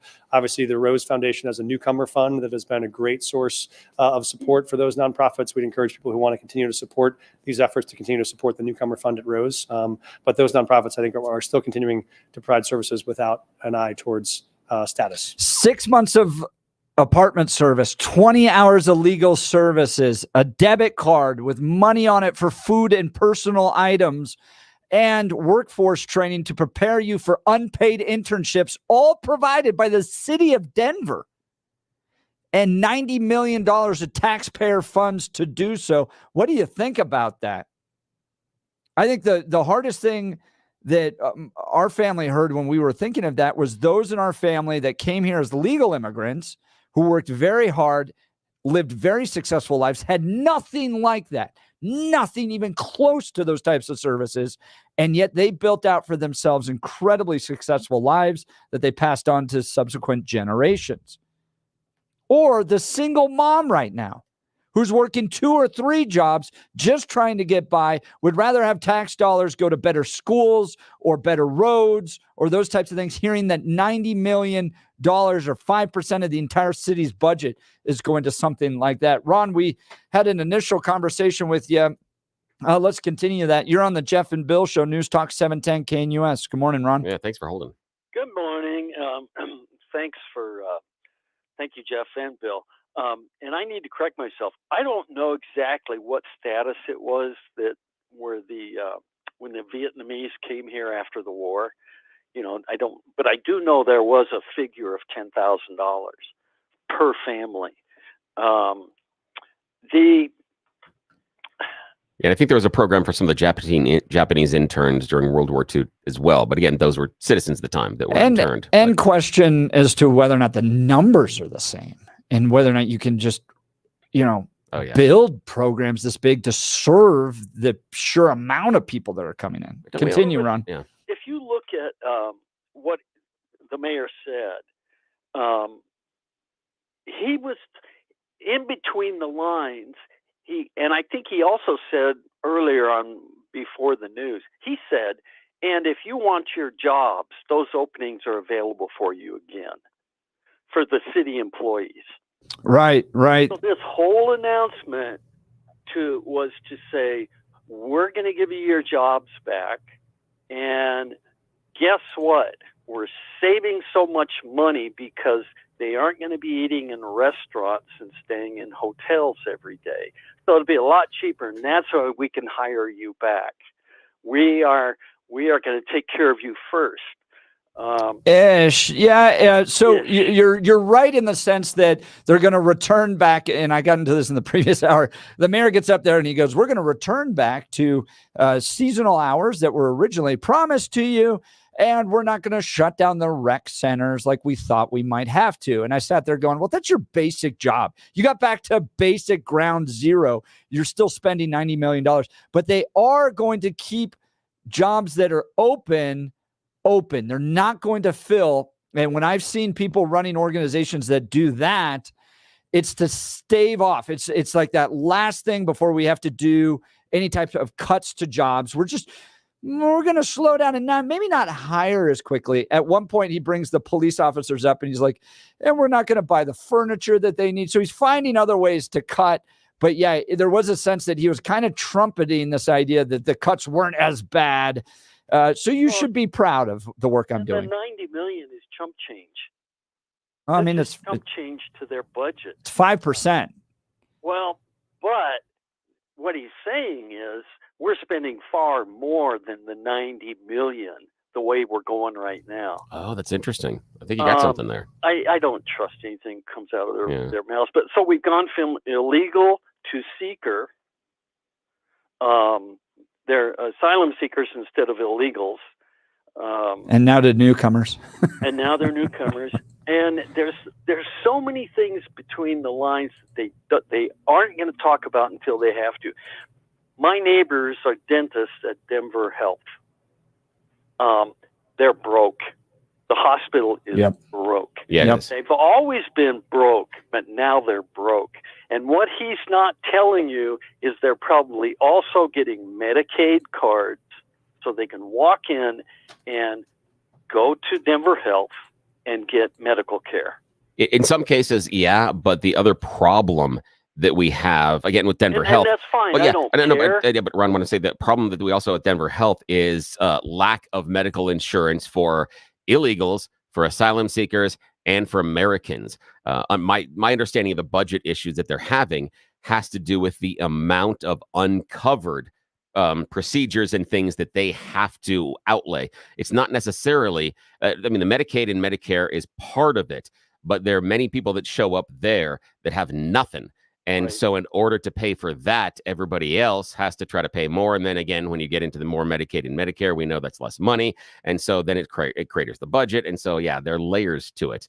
But here's two little insights to what goes on there.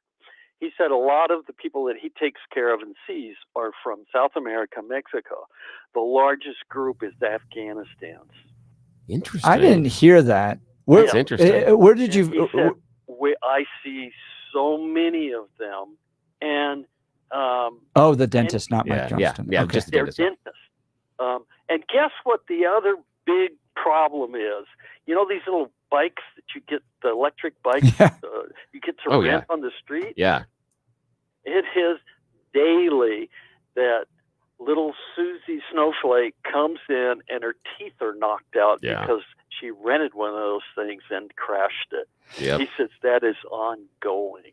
Wow. I bet. Ron, I appreciate the call. I want to get into some of the other sound bites from yesterday's presentation. Here's Mike Johnston's team talking about the debit cards that are going to be given to illegal immigrants. Hi, everyone. I'm Sarah Plastino. I'm the newcomer program director.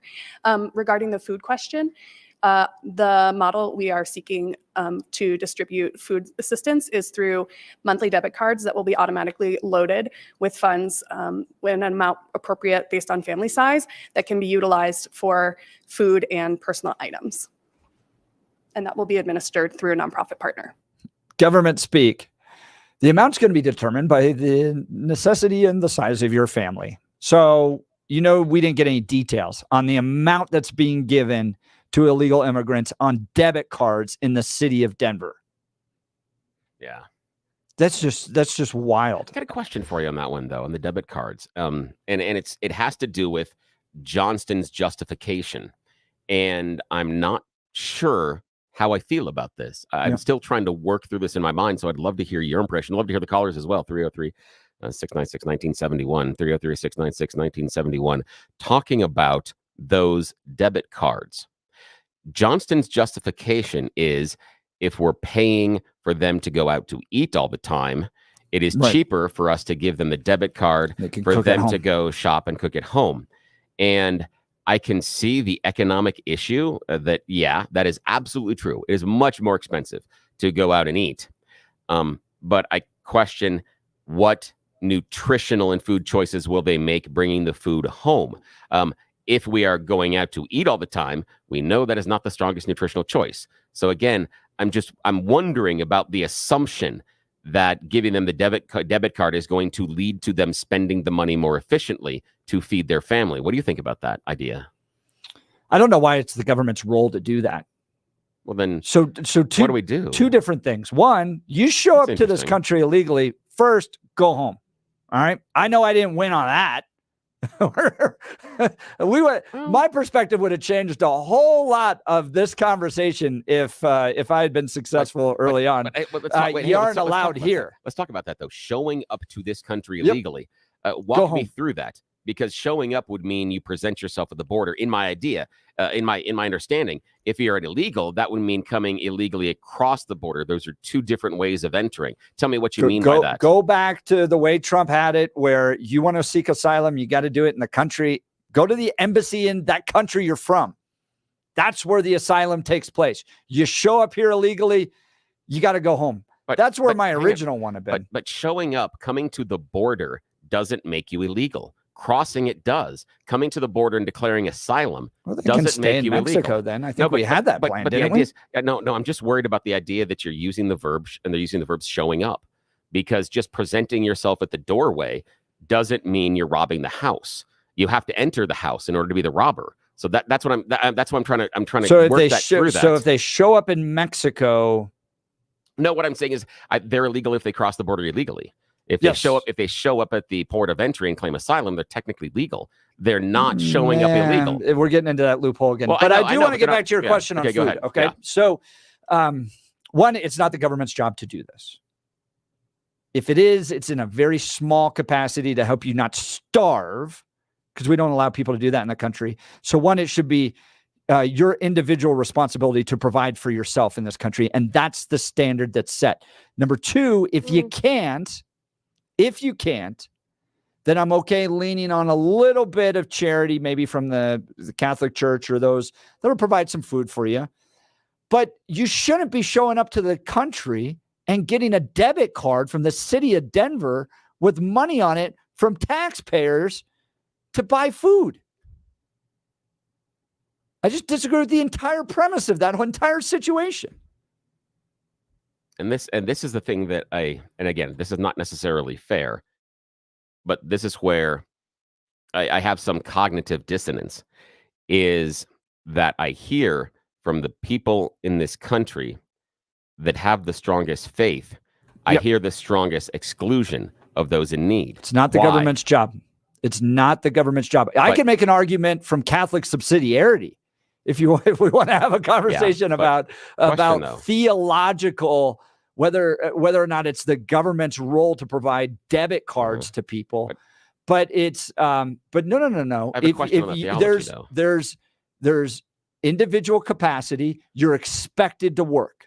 You're expected to work, and you're expected to provide for your family. If you came up here with a family and you're a man, get to work and provide for them, and don't take taxpayer dollars to provide for your family. I somewhat disagree with the idea that with the expectation is always to work, but I want to go back a little bit more to the theology side of it, because you're saying that the money shouldn't come from the government. However, I know, but we are the taxpayers, and that means we are the government. So it's our money that is going there, right? And it shouldn't. Okay, so if, as you say, we are a Judeo-Christian country, right? Why wouldn't we follow the Judeo-Christian principles and provide for the needy? Bill, why? If you want to, you're motivated by your faith to provide those debit cards, I'm not stopping you. The government's not stopping you. Nobody else is. You can go work with Catholic charities to provide those cards. And that's the idea of subsidiarity in Catholic teaching, which is the government closest. So the government, the entity and organization closest to the people should have the most power to serve those people. And it starts with the family, right? So the closest entity to an individual and who they are is the family. Who should provide the food for my kids? Me. I should do that. I'm the dad. Okay. Now, if I can't do it, who should do it for me? The church should be the first to step up, because I live in that neighborhood. The church should be there to care for me. They have food pantries. They have stuff like that. The idea that we're going to leap over all that, go to the city of Denver with taxpayer funds to provide food, that should be like a last resort. Okay. If people are dying in, but the number one thing in Catholic social teaching is that the entity closest to the person should provide that support, and that entity is the family. And this is where I get back to my cognitive dissonance, and we're going to close the circle a little bit. Not necessarily fair, but close the circle a little bit on the conversations we've been having over the course of 3.5 hours now. Is what I hear is that with the immigrants and those in needy, that the individual needs to make the choice to support them. However, with the issue of abortion, my faith needs to guide, and we're going to make it a national issue, and you don't get the choice. And I'm just saying that's my cognitive dissonance. It's not necessarily a fair conversation, but I'm saying that's where I have I have a problem in my thought, saying that on one hand, my faith says if your faith is strong enough, you should make this individual choice. You lean on the individual having the ability to choose, except in this other case, and you're justifying it both by faith, that in one case, the individual is leaned on to make the best choice for themselves and follow their faith, but not in another case. So I'm just saying it's cognitive dissonance. Well, and in the abortion case, you have murder taking place. Again, there is no choice there. But hang on a sec. For the child. Hang on a sec. But that is murder based on your faith. No, it's not. It's the death of a human being. Yes, it is. The human being was alive, and the human being is no longer alive. What happened to it? Our Jewish brothers and sisters disagree with you. The baby is not alive until it crosses out of the womb. That's the Jewish faith. So what is it then? Well, I'm not, but hang on a sec. If it's not alive, what is it? Hang on a sec. I am not here to either adjudicate or defend the Jewish faith. But what I'm saying is that we have brothers and sisters that come to a different conclusion based on their faith. Yes. And they can be wrong. But the issue being this is that you're sitting here and saying they can be wrong in this case, but yet you're saying the individual gets to make the choice in the other. And I'm just saying it's not necessarily a fair conversation, but I'm saying that's where I have the cognitive dissonance, that people are telling me in one thing, the faith has to make the choice about who are going to help in the needy, and you individually do that. But yet my faith, on the other hand, is going to create a universal law that everybody, regardless of your belief system, has to follow. And I have a problem with that, because the same arguments I hear about, no, you can't take my taxpayer money and force me to fund this, is the same argument on the other side of, no. Regardless of your beliefs, opinions, or religion, you have to follow what we believe is a faith. I just have cognitive dissonance. I don't see the connection there. In one case, you're making the argument, or at least I'm making the argument, that if you come to this country illegally and somehow you get in, first of all, you shouldn't even be here, but somehow you get in, it is your responsibility as a father to provide for your family. You shouldn't be relying on debit cards from the city of Denver, paid for by taxpayers, to care for your family. There is a sense of responsibility and duty that you have to do that. On the other hand, you can't kill your children. You just can't. I would be perfectly fine with a law like that, and I don't see how those conflict with each other at all. Well, that's not a child yet until it's out of the womb, according to the state. That's how we've defined it. And again, but that's wrong. Well, but that's your opinion, and it's based on your faith. Yes, it is. This is not my opinion. Yes, it is. When was that child not alive in the womb, and when is it not alive in that circumstance? How are you defining life? It has a heartbeat. Well, then for the first Dude, 2 I weeks, could I go to Mars. But hang on a sec. I could go to Mars. Hang on a sec until it develops a heart. Then it's not a life. So you'd be okay with abortion then? No, I wouldn't. Well, because life begins at conception. But I said in one capacity. I just no, you're extrapolating. You're extrapolating. You just changed your answer. No, I asked you about life, and you said heartbeat. You were saying when is it not alive, and I said it has a heartbeat. It does. It's clearly alive. I asked you when it was alive, and you said heartbeat. No, I didn't. I was pointing to the fact that there's an example that it is alive. It has a heartbeat. It has some brain waves too. I understand, and this is why it's not a fair discussion. But I'm just saying this is my cognitive dissonance. That in one area we use our faith for individual choice, but in the other area, our faith cannot mandate that individual choice. I'm just saying that's my cognitive dissonance. I'm not saying it's fair. I'm just saying that's a problem I have with the idea of leaning on the individual for the immigrant, but not letting the individual have a different choice. So that's it. Speaking of faith, is your student ready to live out their faith and prepare for their future career? For over 100 years, Colorado Christian University has been educating the next generation of Christian leaders in a distinctly Christ-centered community. CCU is the premier interdenominational Christian university in the Rocky Mountain region. They offer a world-class education, ranking in the top 2% of all colleges nationwide for their rigorous academics. Students can choose from over 100 undergraduate programs, ranging from psychology, entrepreneurship, theology, and engineering to their nationally acclaimed nursing and education programs. CCU cultivates real faith that equips students for all areas of life. Their small campus and Christ-centered community set CCU apart. At CCU, students are known by name, not by number. Professors are mentors, developing students spiritually and professionally. No matter what degree path they choose, your student will graduate from Colorado Christian University ready to impact the world with grace and truth. To learn more and apply, go to ccu.edu/apply. That's ccu.edu/apply.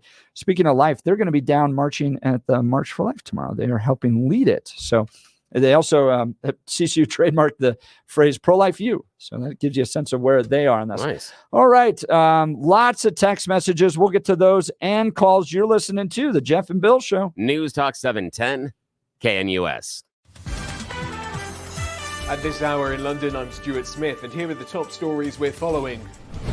An attempt by Arizona legislatures to debate the state's newly revived 1864 abortion law was shut down on Wednesday to cries of shame by some lawmakers. The law bans almost all abortions, including in cases of rape or incest. Only when a mother's life is at stake can an abortion be performed, though the law is not yet being enforced. The Republican-controlled legislature said debate on the issue shouldn't be rushed. When asked on Wednesday whether Arizona's ruling went too far, Republican presidential candidate Donald Trump said it did and promised the issue would be straightened out.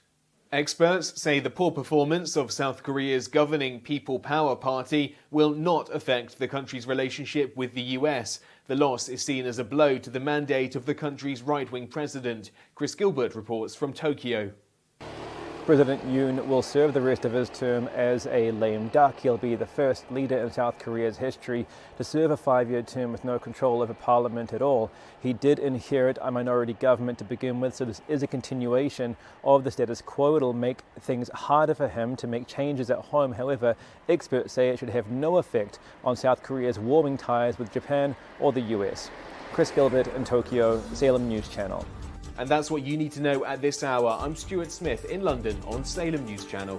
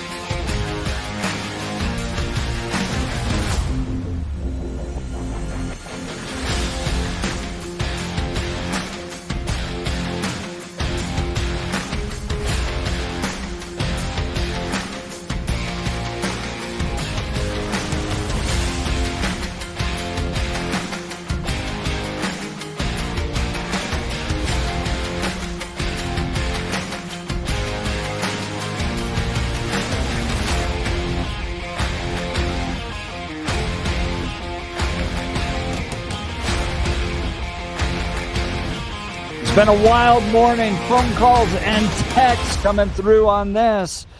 Mike Johnston down at the city of Denver yesterday talking about a $90 million plan to serve illegal immigrants, Bill. Yeah, no, Jeff, we just got a phone call off the air, and a person was rather upset and said, this is stupidity, and you're an idiot. And I'm blaming you. I think he was talking to you. I think he was. Yeah, no, he was talking to you. No. I'm certain that was absolutely directed at you. Well, that's not what the text messages say, Bill.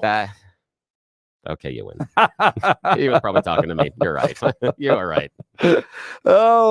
It's an interesting job we both face because it goes about 50-50 on those text messages. Yeah, a little bit towards me on this today. Not supporting. No, not supporting. A little bit anger towards me. That's okay. I appreciate it. Appreciate the conversations and everybody engaging. But give us a call too. Yeah, and the big breaking news: O.J. Simpson dead, met his maker, and I wonder how that conversation went. But that was fun. That's so. There's always justice in the end, my friends. Yes. This is Mike Johnston getting the question as to whether or not $90 million for 6 months of apartment rent, debit cards, 20 hours of legal services, and workforce training to become an unpaid intern for illegal immigrants down at the city of Denver is a good use of taxpayer funds. Why is this an effective use of taxpayer money in light of some of the other issues that you campaigned on, such as homelessness and housing affordability, that are so pervasive in our everyday life here? I mean, the reason why we're so excited about this outcome today is this is a plan that is going to better serve migrants who arrive in the city and better allow them to get to work to actually support the city and to support themselves and to support industries that have open jobs. We have almost 8 million open jobs in this country. We have hundreds of thousands in Colorado. We have a great supply of folks here who want to work. The frustrating part for businesses and for the residents are, why can't these folks work and support themselves as they want to, rather than taxpayers needing to provide that long-term support? This helps resolve that by getting people access to work, protecting city budgets, and making sure we can get newcomers access to services. So he thinks in the long run, this is going to be a good thing. He did get the question of how long are we going to provide these services for illegal immigrants? So this is a long-term challenge. I mean, how long do you see this, playing out? I think this will play out as long as there are asylum seekers coming to this country seeking asylum. Forever and ever and ever. That's what that was. That was just a refrain on some sort of Disney movie. What was that old statement from Ronald Reagan that once you get a government program created, you will never ever get it out? Because the functionality of many of the government programs isn't to find the solution. It's to deal with the problem. They're not trying to. This is where I have so much hope for you, Bill. I have so much hope. Just wait. Give me 30 seconds and I'm going to disappoint you again. People are asking, what do you mean about unpaid internships? Listen to this. The private sector has really stepped up. And we've been talking with a number of sectors, specifically around construction, logistics, healthcare, childcare, who really have a need for employment, who have developed their own pipelines, specifically around working with immigrant populations to be able to come into the workforce. And so we're working now individually with businesses, and we'll have more to speak about the specifics on the Work Ready program as we get to launch phase. But our goal is to ensure that everybody who enters the program, one, has some of that basic training that will allow them to be work ready, that will allow them to be able to function effectively in a work environment. These include things like ESL training, digital literacy, financial literacy, moving them into industry credentialing. So think of OSHA certification, first aid CPR certification, ServSafe certification, which will apply to a number of businesses. And then as we move forward, working with essentially what are unpaid internships, which will allow individuals to get that on-site experience with employers, and then hopefully from that point, work authorization kicks in, and then they'll be able to get jobs and become self-sufficient. They sound like little tech boys in San Francisco. As we get closer to launch phase, we will have greater details as to how this technology, I mean, it's just the breadth of it, the size of it. I think what struck me most, Bill, sitting there listening to this yesterday, was going, this is what our government does. It's like I just live in sometimes just a different world. When I think about Elbert County's government services for me, it's we've got to pave the roads every once in a while. We plow the snow. I've got to take in my car for registration when I pick it up. Maybe your kids go to a government-run school. That's it. But the breadth of this, I just sat there going, this is way too big. The two things, and again, they're two big, huge things that I have an issue with. And the very first one is his asylum program. And the reason I have that is not that I'm against the asylum program. You've heard me defend it and castigate it as well, because I think it's completely broken. But not here. If they're getting all the way to here and they haven't declared asylum yet, I have a lot of questions. I have a long list of questions about how in the hell that actually happened. So I got a problem there, because also I believe, as one of our earlier callers said, when you're advertising the asylum help, I don't know, in the middle of the frickin' nation, right, you might attract a lot of people we don't want. That might be an issue. The other one is, as you accurately pointed out, my friend, Mike Johnston's never-ending story. Yep. There's no end to this story. And so he has become a Atreyu, and he's sitting on the luck dragon, and he is going to say, we are going to follow this to the end. It's going to be magic at the end of the story. And that's not it. And the idea that this is infinite really bothers me, because you and I both know that means that if the situation changes, let's just say that a different president slows down some of the migration, that program will be directed to other people. They're not going to stop spending the money. They're just going to find new people to put in the program. That's exactly right. That's why I really applaud you for pointing out the fact that this is the stupid, never-ending story of Mike Johnston. Come on. To fix the problem. Question I have for you on this, and I want to get your answers, listeners, 303-696-1971. How does this square with his political director last week going, no more? Yeah. No more. Yeah, no mas. Go away. Go to another city. Go to another city. Is there only so much they can do? So how does this square? Give us a call, 303-696-1971, or text us on the 710 KNUS app. Jeff Hunt here for my friends at Dan Kaplis Law. Dan suggests that you should choose a lawyer who shares your values, because who you choose to represent you in an injury case says a lot about you to everyone involved in the case. Dan Kaplis is the son of a police officer. Dan is also a former seminarian. Makes me wonder how he did with his Greek and Hebrew. Dan is dedicated the last 40 years of his life to helping people who are hurt in serious motor vehicle crashes. Dan is believed to be the only lawyer in Colorado history to win 5 straight multi-million-dollar verdicts in Colorado crash cases. Dan is also believed to have won the largest truck crash verdict in Colorado history. Dan Kaplis Law is the official law firm partner of the Denver Nuggets and the Colorado Avalanche. Dan Kaplis Law is a serious firm for serious cases. Dan accepts righteous injury cases on a percentage fee basis so that he can represent good people from all walks of life without regard to ability to pay. If you need Dan's help, give him a call, 303-770-5551, 303-770-5551, or hit dankaplislaw.com. That's Dan, C-A-P-L-I-S law.com. Yeah, I mean, just the other day, we have too many people here. Now they're trumpeting all the services they will provide to people. He was saying we're full. There are no jobs. Just last week, there are no jobs. He was in front of a bunch of migrants and said, we will pay to get you to another city. Do you want to go? Because there is no work opportunity here. And today, Mike Johnston says, come have all the jobs. What the hell? And then what do you think that message is going to be back from other people? Yeah. Or to other people? They're going to go, I want to come now. I want to go to that city. I get a debit card. I get 6 months of apartments. So it seems like they're talking out of both sides of their mouth. That is a great point. Okay, here's the idea, Jeff. You, me, listener, we're all going to jump into the pretend machine, okay? We are going to pretend that we are, you can choose, either asylum seeker or illegal migrant. Doesn't matter. We have come into the country. What city do you choose to go to? What city gives you the best opportunity? 20 hours of legal services. Yes, exactly. You're exactly right. All of a sudden, this becomes the magnet. This becomes the bestest and most wonderfulest choice. I disagree. And then you're going to go tell those people to get on a bus and go elsewhere. Yep. Hey, we all want a kinder, gentler way to experience wellness and to overcome pain. I'm thriving and fighting back my workout soreness with UltraCur. UltraCur is a patented, non-prescription natural capsule that works fast. Surveys show that 50% of people using UltraCur find relief within 48 hours, and half of those within 2 hours. Experience UltraCur for free. Go to any Denver Metro Natural Grocers and ask for the health coach or the vitamin manager for your free 3-day trial of UltraCur.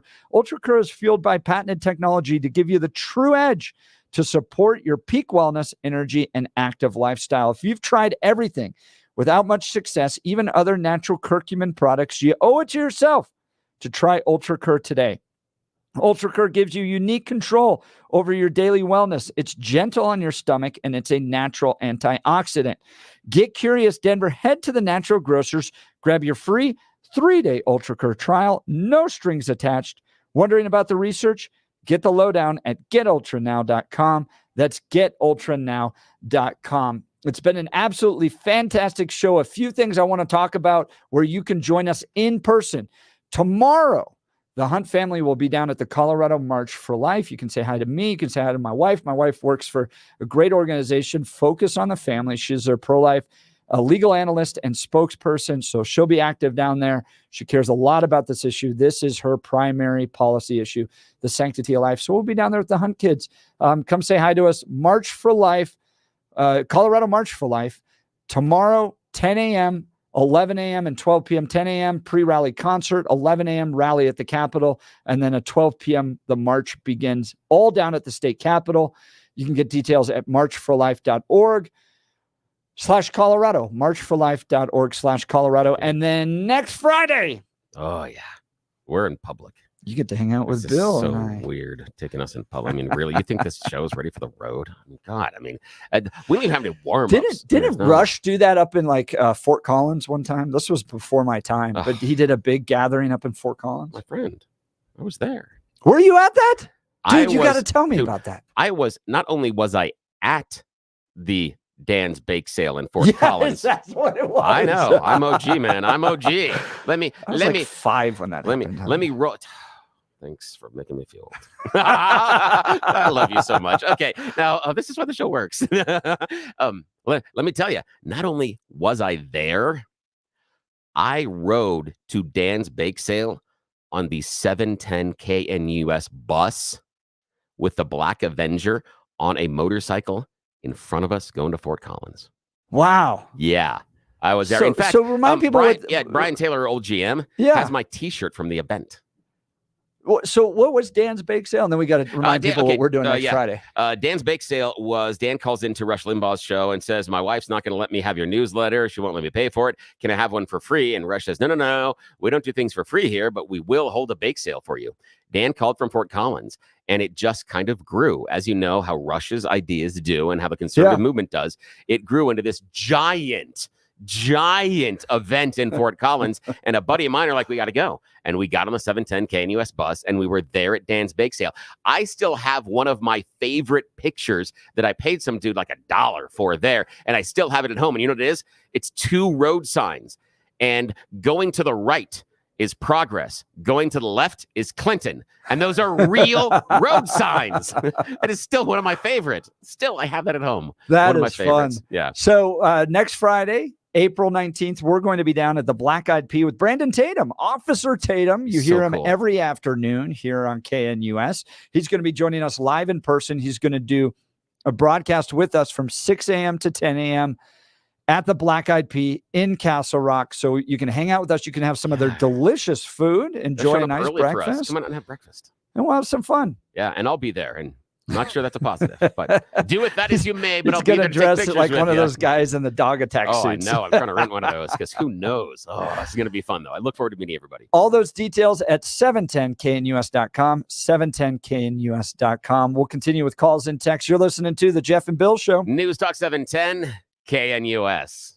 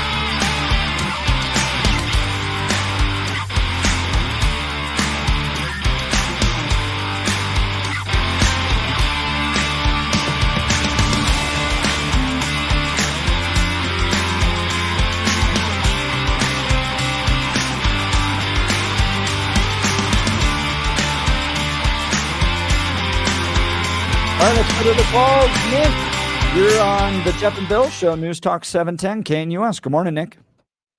Good morning, and thanks for taking my call. And I'm not going to waste everybody's time talking about the economic impacts of this.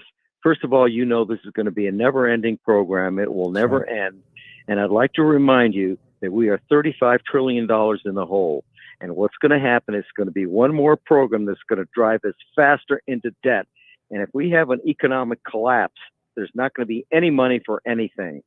Nick, you're exactly right. I appreciate the call. Thanks so much. It's a never-ending program. Yeah, I mean, this is it. This is a long-term challenge. I mean, how long do you see this, playing out? I think this will play out as long as there are asylum seekers coming to this country seeking asylum. That's Mike Johnston on a $90 million plan just for this next year to provide apartment complexes, apartment rooms, debit cards, legal services, and unpaid internships, and workforce training and preparation to illegal immigrants as they come to the city of Denver. And when you're already in the amount of debt that we're having in this country, that's what we're spending our money. Good point, Nick. Appreciate the call. Yeah, all right, Nick. Tomorrow. Yeah. The Rumble, the Western Rumble continues. We had Holtorf on yesterday, Representative Holtorf calling for the resignation of Dave Williams on our show yesterday. Yeah. Dave Williams, chairman of the Colorado Republican Party in the 8 o'clock hour tomorrow, will be joining us. Ooh, so don't miss that one. We'll be asking questions about the assembly, about the reporter, about his race, about the FEC complaint, about the challenge, about the Holtorf calling for the resignation. It's a wild show, the Jeff and Bill Show, but we are at the center of the hottest conversations happening in this state, so you're not going to want to miss tomorrow. Oh, it's going to get lively. Don't miss it. We also have Jennifer Say, the founder and CEO of XXXY, a clothing brand against kind of transgenderism. Oh, I thought we were doing porn there. Yeah. I'm like, wait, what'd you sign me up for? I'm not in shape. Charlie Kirk's next. You're listening to the Jeff and Bill Show. News Talk 710 KNUS.